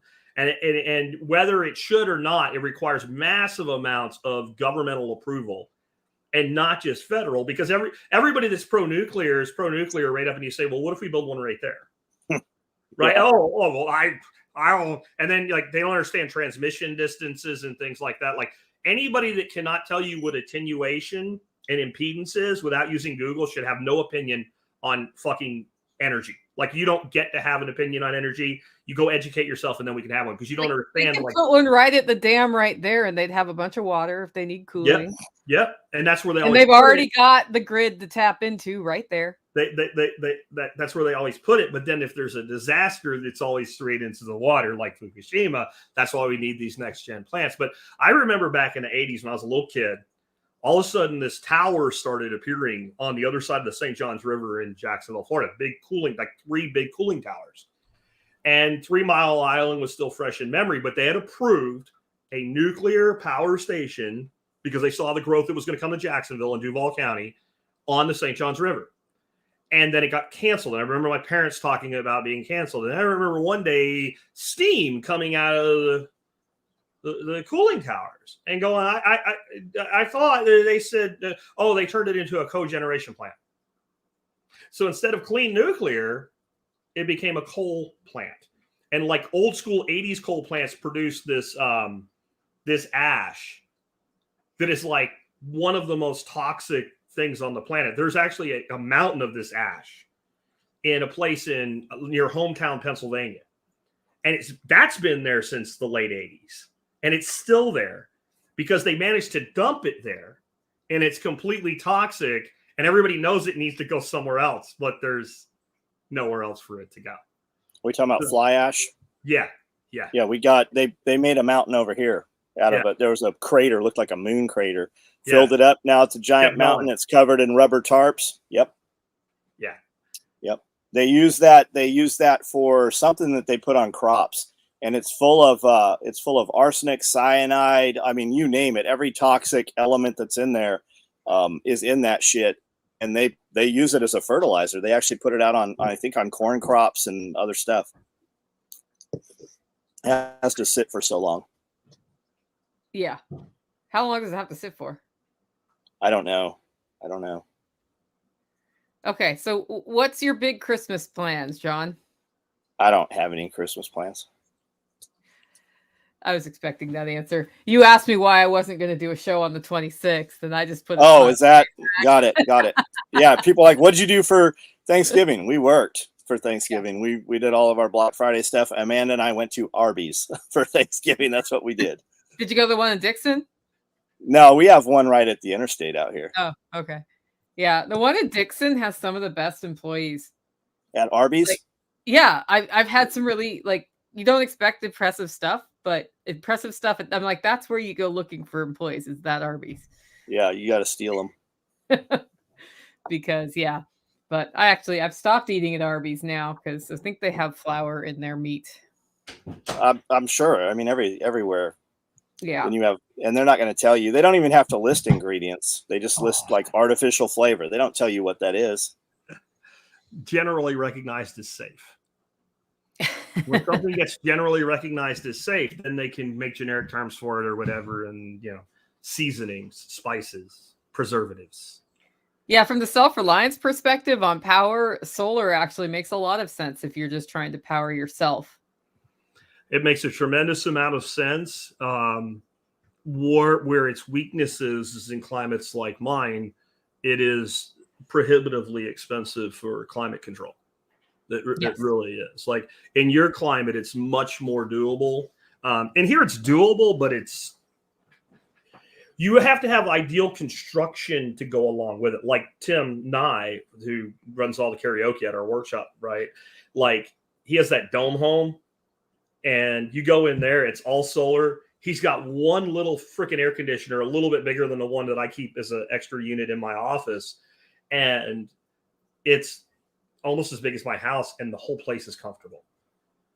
But he built it for that purpose. So if you're trying to retrofit solar into a standard stick and brick house in a southern climate, it's very difficult. Where a northern climate, throw in a wood stove, and you got winter taken care of, and most of your summer you can get by, right? Most. Yeah. Most. You had a pretty brutal summer. Helped him too with that dome home. You had a pretty brutal summer 2 years ago. Oh man, it was like you came and you brought the Texas oven with you, and it did not go away when you left. It was not fair. It's like I bring rain when I come to you. You bring oven. I brought Dallas-Fort Worth heat and Houston humidity, I guess. It was awful. That was this is why I don't live in the eastern United States anymore. When I was up there, the humidity is just like if you feel like you're walking around with a hefty sack over your body, like it just with 2 holes like Charlie Brown's freaking ghost costume, but it's a hefty sack. It just grows. Aren't we still in a major drought? Aren't we in like a year-long drought, Nicole? Yes. I think but he's talking about not this last Correct, summer. One before. That one was that like I got heat exhaustion twice, which I don't usually. When you had just gotten cheap and they were panting like dogs. I thought they were going to die. I did too. When I came to your place, I didn't tell you, but I was thinking they're dead today. The fact that they live. And remember, like a whole bunch of cows and shit died that year. Well, we had them in the coolest microclimate on the property that week because. But I've never seen a sheep do this. And they were panting like freaking St. Bernards. Yep. That was. Josh is asking if you have any experience with straw bale construction, Jack. None. I do know that it's nowhere near as inexpensive as it's made out to be by the dream people with the heart symbols on Instagram and whatever. And the interesting thing I learned about straw bale construction is it's not really straw bale construction.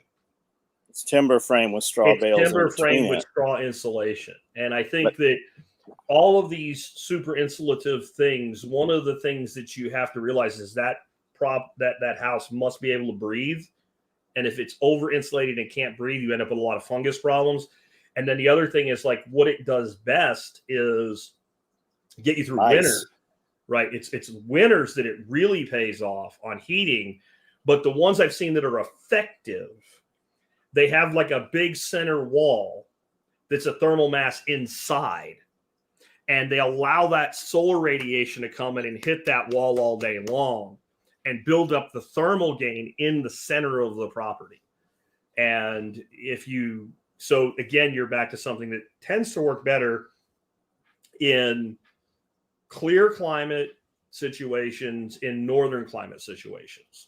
Now, that's not saying that they will not keep cool, because they will, but there's generally other things involved. Like I've seen some that they literally have like breathing tubes through the ground on like the backside of a hill where the sun never hits, and they're pulling airflow through in the summer, and that's how they're cooling themselves.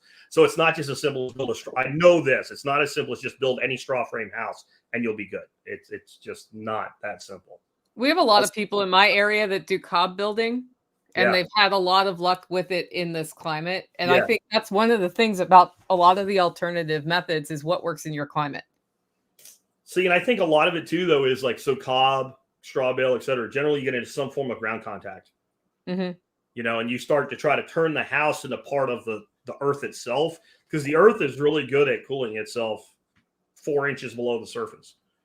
You go out to your garden in the middle of summer and the surface temperature is 120 degrees. You wonder how the plant's alive. And you pull back 2 inches of soil, stick your fingers in there, and you're like, okay, that's like 70 degrees. You go down another 2 inches, it's like 68 degrees. And so if we can get that into the house, and then the other thing is you have to be careful. Like a lot of things that seem like they would be really good, like concrete, if they're not done properly, what happens is they stay pretty cool during the day, and then the sun goes down and they give it all back, including inward. So like a lot of the houses in the Caribbean are that way. They build all these like concrete manors and stuff like that. And then it's just hell to keep them cool at night. And it's weird because it doesn't necessarily happen in the daytime. I learned that from Jeff Lawton on like his whole thing on housing construction. Yeah, my south facing wall does that. Okay. Which is awesome in the winter, like it radiates heat in if the sun has hit it. But I have a 12-inch thick wall, south facing stone, which is what it was intended to do. And that's why growing the tomato wall on that south wall has fixed the nighttime radiation of heat, which I didn't realize what's happening until I realized it was happening. And I was like, oh, we'll grow plants here and they can have all the heat and the sun and turn it into food rather than turn it into heat inside my house at night. If you didn't even like tomatoes, it would be worth doing. Yeah. I mean, you could do another vine, but the tomatoes, they love it. Yeah. They absolutely love it. You need a vine that likes sun, because like a lot of people do like English ivy or something. So stick that out in the sun, it's dead. Yeah. Right. This English ivy goes on the south side. Loofah would be good there. Loofah would be good. Yeah. And then you have a product. Mm-hmm. I see people asking, they're saying that they have to watch ads during the feed here. A lot of people also don't realize a lot of my videos are unmonetizable because of things I say. Yeah. That doesn't mean they don't advertise. YouTube still runs an ad. We just don't get paid for it. Yeah, we have no control over it. That's the new ad policy. Yeah, and I see people saying, I'm fed up, I'm going to Rumble. Well, if all of you guys would do that, we would be a lot better off. But people don't do 9 people on my Rumble channel right now. So go on over there if you want to. Here's how I look at it. I do monetize my videos because I don't hate money. There are controls for this during a live stream. Mine is set so all ads that are mid-roll are skippable, which means after 5 seconds, you should be able to skip the ad. And you will see no more than 1 ad per 30 minutes. If that is too much of an inconvenience to hear what I have to say and you want to deny me my penny, fuck off. Yeah, it's not even a penny. Bluntly, fuck off. I mean, really, we bust our ass as podcasters in general to provide content. And the vast majority of people that listen to you do not participate monetarily. And if it's that much of an inconvenience for 5 seconds, 3 times, a total of 15 seconds of your life to be interrupted so I can make a penny, then I don't know what to tell you. I'm surprised you're still here. I'm surprised you're still here because, wow. I understand. I'm not attacking the person that asked the question because it's the first time you saw it. But if it really, really bothers you, I don't know how you listen to what I have to say anyway, let alone these other 2 people. Yeah. Somebody said they're thinking about going back to the $9 a month subscription to not have ads. That's fine too. I think that's why YouTube has done that on live streams, because it is new that they're doing it on live streams. Yeah. And I could turn it off, but if I leave it on, it makes me an extra $100 a month by the time it's all said and done. So my perspective as a smaller channel that's growing is I leave it off. Okay. Because I want people to come to my live streams. Yeah. Yeah. And I noticed that when I had it on, I had few people on the live, and I was like, okay, well, we'll do this for a while. I'm with Elon on the whole advertising thing recently where he told Bob Iger to go fuck himself. Twice. Right in the middle. That was awesome. GFY. Well, the verification on Twitter or X, whatever, is $8, right? If everybody paid $8, no ads. They wouldn't need any advertisers. They wouldn't. None of that. Isn't Iger? Wasn't he Disney? Isn't that Iger? Yeah, that's Disney. Yeah. Yeah, he stepped down and then came back and then stepped down and then they brought him back again. I spend the $8 because I look at it for 2 ways. One, I get my little blue bullshit check mark, and that makes it much harder for somebody to scam one of my people out of their money impersonating me. Yep. 2, if I didn't make $8 a month off of my activity on X, Twitter, shit or call it whatever it is, I wouldn't be there. I don't do it out of loyalty. There's things that are likable about Elon and things that are detestable about Elon. Like, he's a normal person in the end, right? With a lot of money and a lot of notoriety. So you see everything he does. So it's easy to criticize people in that situation. So I don't do it out of loyalty. I'm not an Elon bro or anything. It's a business decision. Yeah, I write it down as marketing. $8 a month, $72 a year marketing. Right? Yeah, you can get a marketing expense. You can get a blue check on Instagram also. Same deal. Really? Yeah. I didn't know that. Yep. I have to check into that. Yep. I thought you had to go through, because I applied as a public personality repeatedly and ignored. Yeah, you don't have to anymore. The thing about Twitter is they had a very clear set of guidelines of what you had to do to get a blue check. And when you submit, you had to provide like Google Trends charts, all that shit, articles written about. I did it. I had everything. I didn't even get a fuck off. This is pre-Elon, right? And then post-Elon, $8, you have it. Okay, fine. Did you see Trump said if reelected, he's going to drop all payroll taxes? That's interesting. How are you going to fund Social Security that's already going bankrupt by 2033? I mean, isn't it already bankrupt? I guess the same way they're going to fund. What does he mean by that? Does he mean all payroll taxes of any kind or the employer match? I think the employer match. I don't know. Does that just mean your employees? Yeah, employees don't realize for every dollar they get, the employer pays another dollar almost. Yeah. It's a direct match. Yeah, right after Hillary goes to jail. Yeah, exactly. Yeah, right. That's about right. Remember, lock her up. I like when you say something about Trump, dudes show up fucking all in a frizzy over Trump every time you mention him. Yeah. It's interesting, right? Like you can tell that's not a business owner. Yeah. See, and that's what I've said. Like, there's a lot of things I don't like about Trump, but he's the best president of my adult life. Period. No new wars, lower taxes, but he did a bump stock ban. Okay, fine. I don't agree with that. It doesn't matter. Like, I would much rather have a bump stock ban that gets rid of a novelty pile of shit that doesn't actually do anything worth a fuck, even though it's wrong, than the 1986 Firearms Act under fucking Reagan. Right? If you give me back the way guns were 1985 and back, but we can't have bump stocks, all right, I'll make that deal. Because I can do a bump stock with a rubber band. Your belt loop. That sounds like a YouTube video. If you learn how to hold the damn thing right, you don't need anything. You can totally bump fire an AR with no modification whatsoever, which was kind of one of the points of the bump stock thing. Like, this, does it become illegal if I hold it loosely and allow it to move in my hand? Somebody's debating your Trump adult life thing by saying Clinton sucked less. From a tax perspective, I don't know. You're not younger than me, are you? Actually, I'm probably older than Larry, and Clinton did not suck less because Clinton is the one that retroactively taxed me and had me write a fucking $11,872 check the year after I earned the money. Does it sound like my memory is flawed?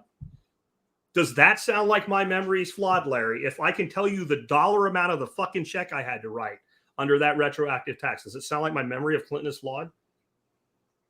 I'd say he's probably, people are getting really pissed, probably the second best president of my adult life. Better than either Bush. I don't know, Reagan, I was a kid, so I can't say adult life. I just remember, all I remember about Reagan was interrupting the kid programming I wanted to watch for Iran-Contra hearings. Yeah. And that made me mad. Yeah, I remember North. Just put it on a channel. It's on every day. I want to watch my cartoons. As an adult looking back at Reagan, I can tell you that Reagan presided over the largest individual tax increase on Americans in the history of the United States to this date. They called it saving Social Security. So taxes went up more under President Reagan than any other president that's ever existed in the United States. You just didn't see it because it was hidden from you in a way that made you feel good about it. You notice when the bump stock ban started being talked about, the Vegas shooter all went away and people stopped questioning that, right? They said he had so many rifles in his room that he had to fire every gun to empty. 30 rounds per gun was the math that I heard recently. And they said he would have had to have reloaded 4 times and charged all of those weapons to continue firing. He fired so many rounds. They say he fired so many bullets that struck people and struck the ground out there that he went through 50 rifles, fired 30 rounds, and reloaded them all 4 times and fired all 30 more mags 5 times per 50 weapons for one shooter, right? But no question, no explanation, nothing from that. Bump stock ban, boom. All that shit went away, and you haven't heard anything more about Las Vegas shooting. Or bump stocks. I mean, and a ton of that shit's being won. The bump stock ban was actually overturned. Bump stocks are legal. The company's no longer making them. Yeah. The force reset triggers, legal, all that shit they were talking about. And something just happened yesterday in the Supreme Court where they said it's unconstitutional to ban suppressors. So you've got a ton of states. You have states right now going, hey, fuck the federal government. You guys, if they're manufactured here, you can have these things. Now, what's going to happen when the feds come in? Who knows? Just like California said, weed's legal.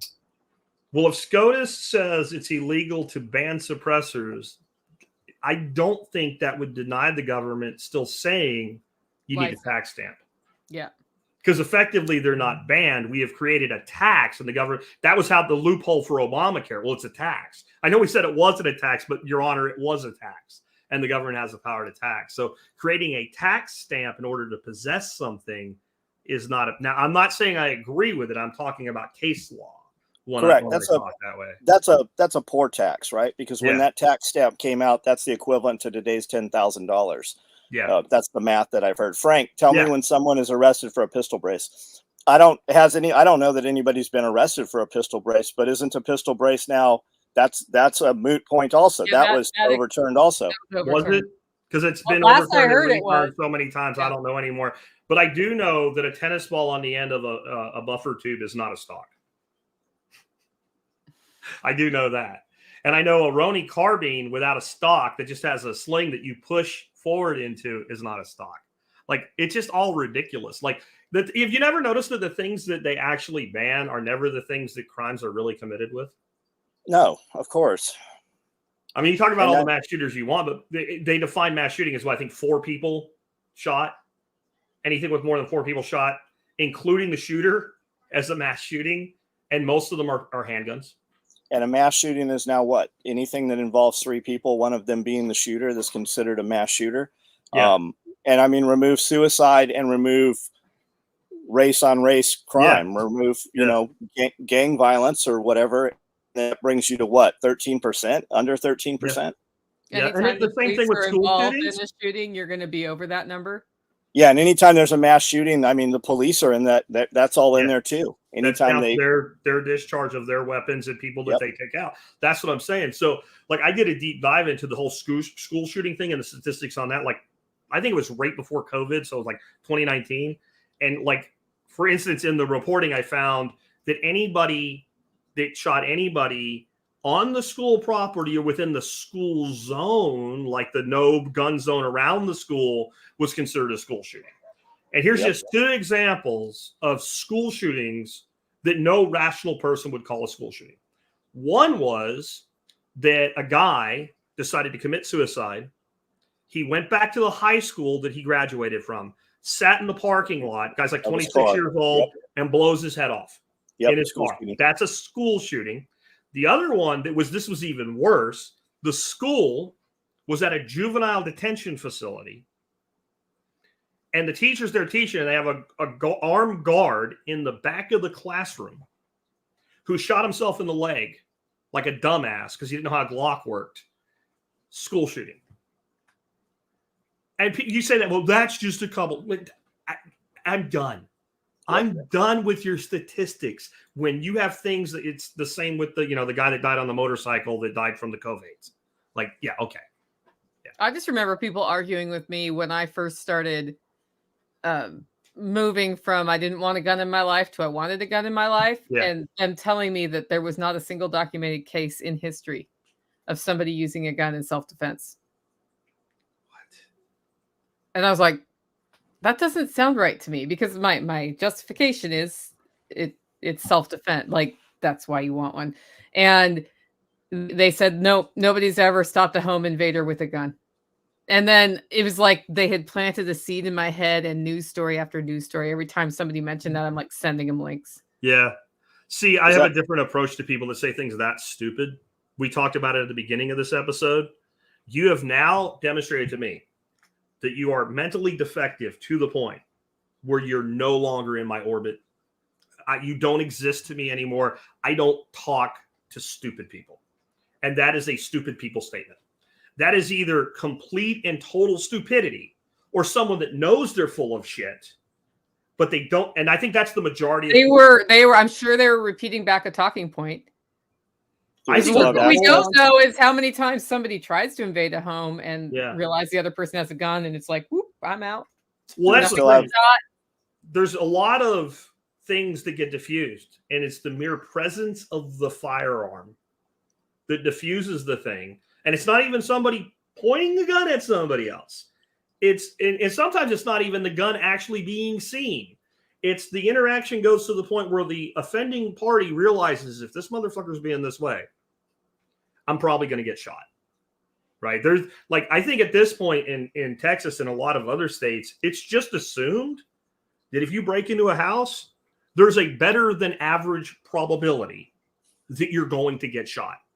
Have you seen all the like it's more than half, and that becomes a deterrent in of itself, doesn't it? Have you seen all the videos of the porch pirates?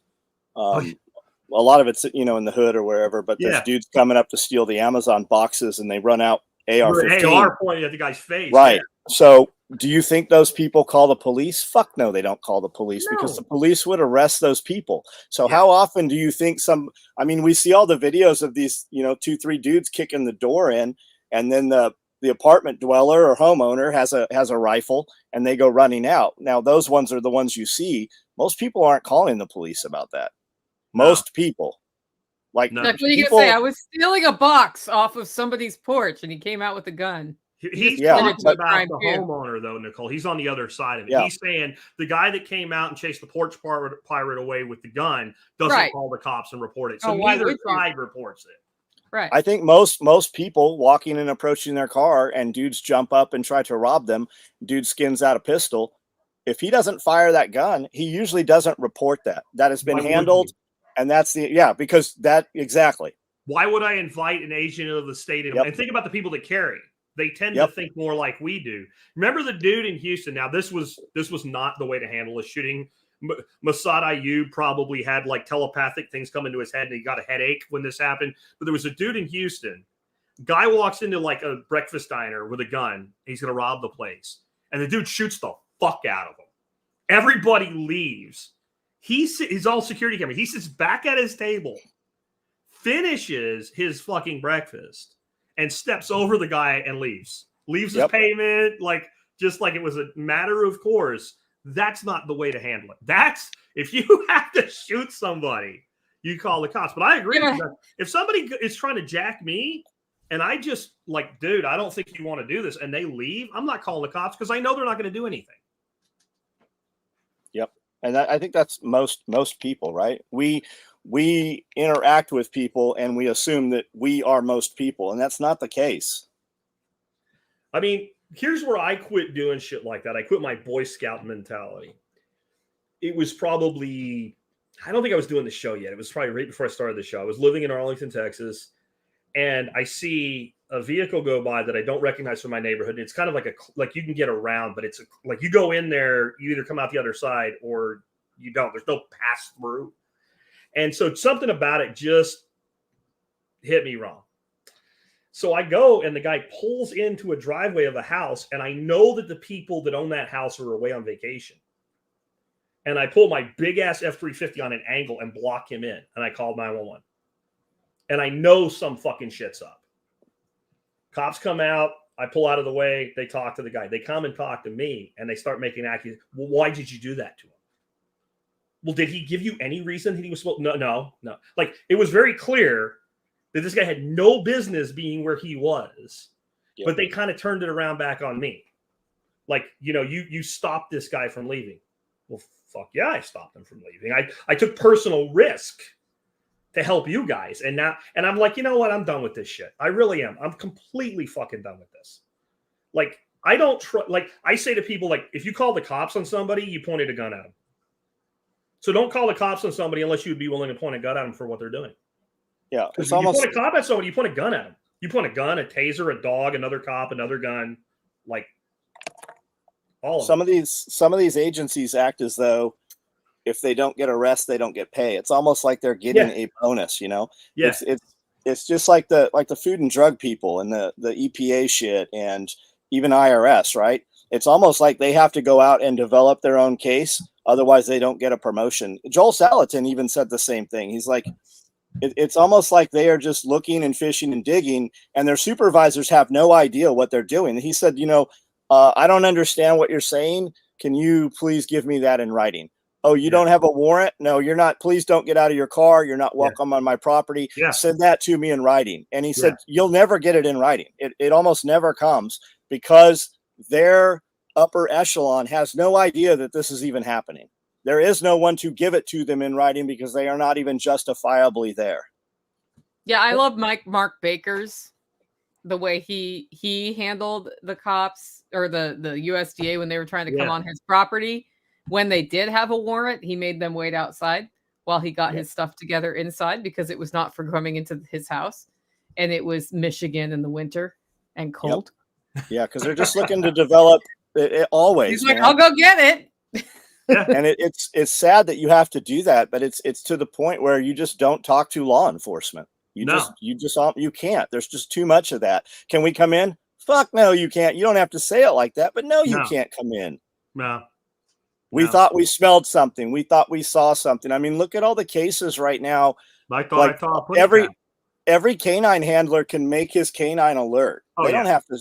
They just do it. Have you seen how many videos there are where the guy's videoing the cops interacting with him and they start threatening, we're going to arrest you, whatever? Like, this has been decided over and over again. There is no case where I am being interacted with law enforcement where I am not allowed to video the interaction.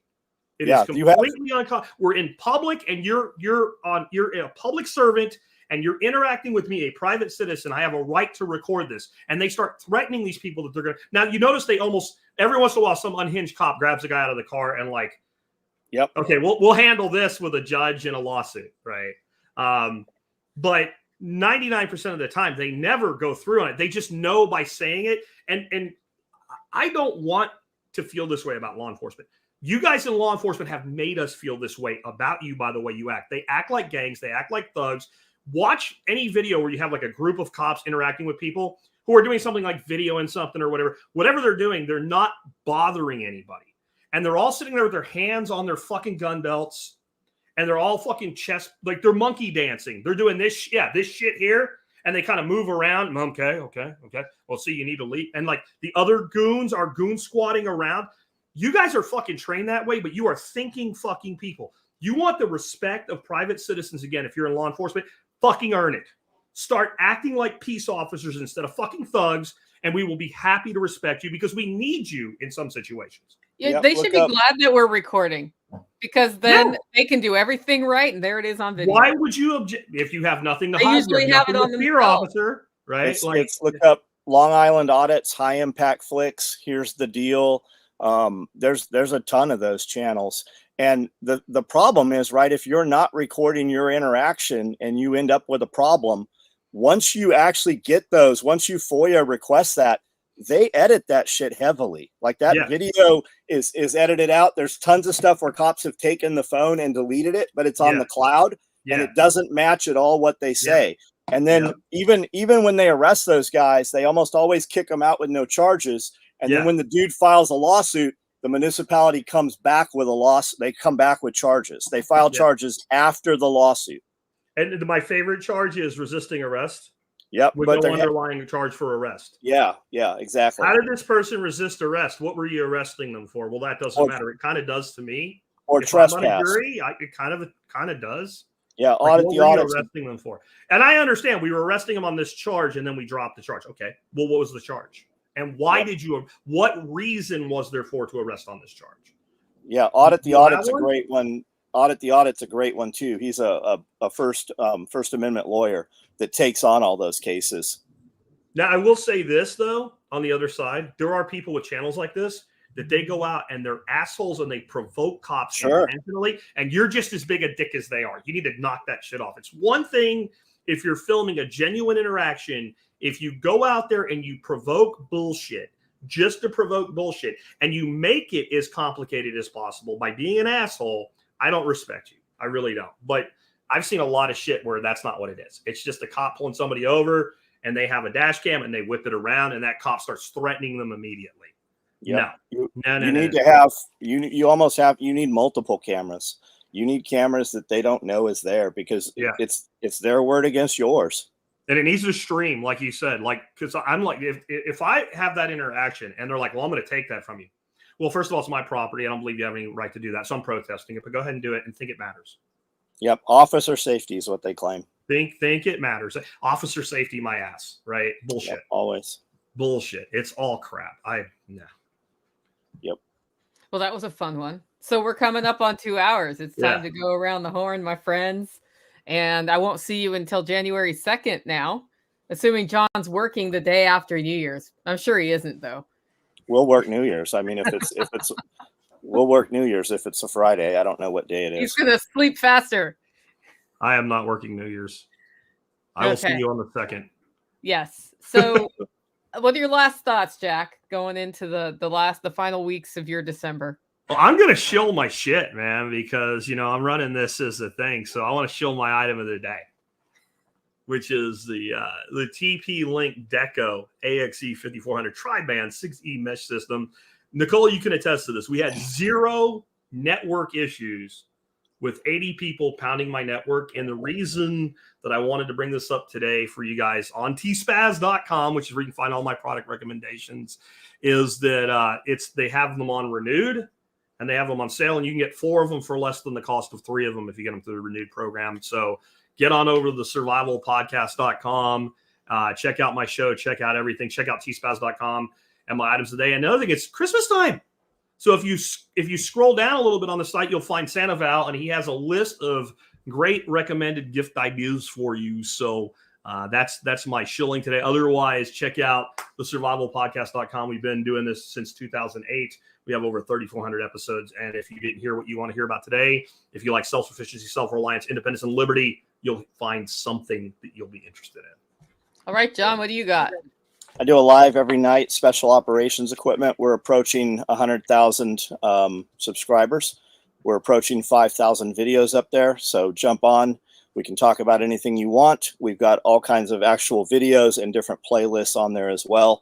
Special Operations Equipment is the name of the company. We make all the nylon tactical gear.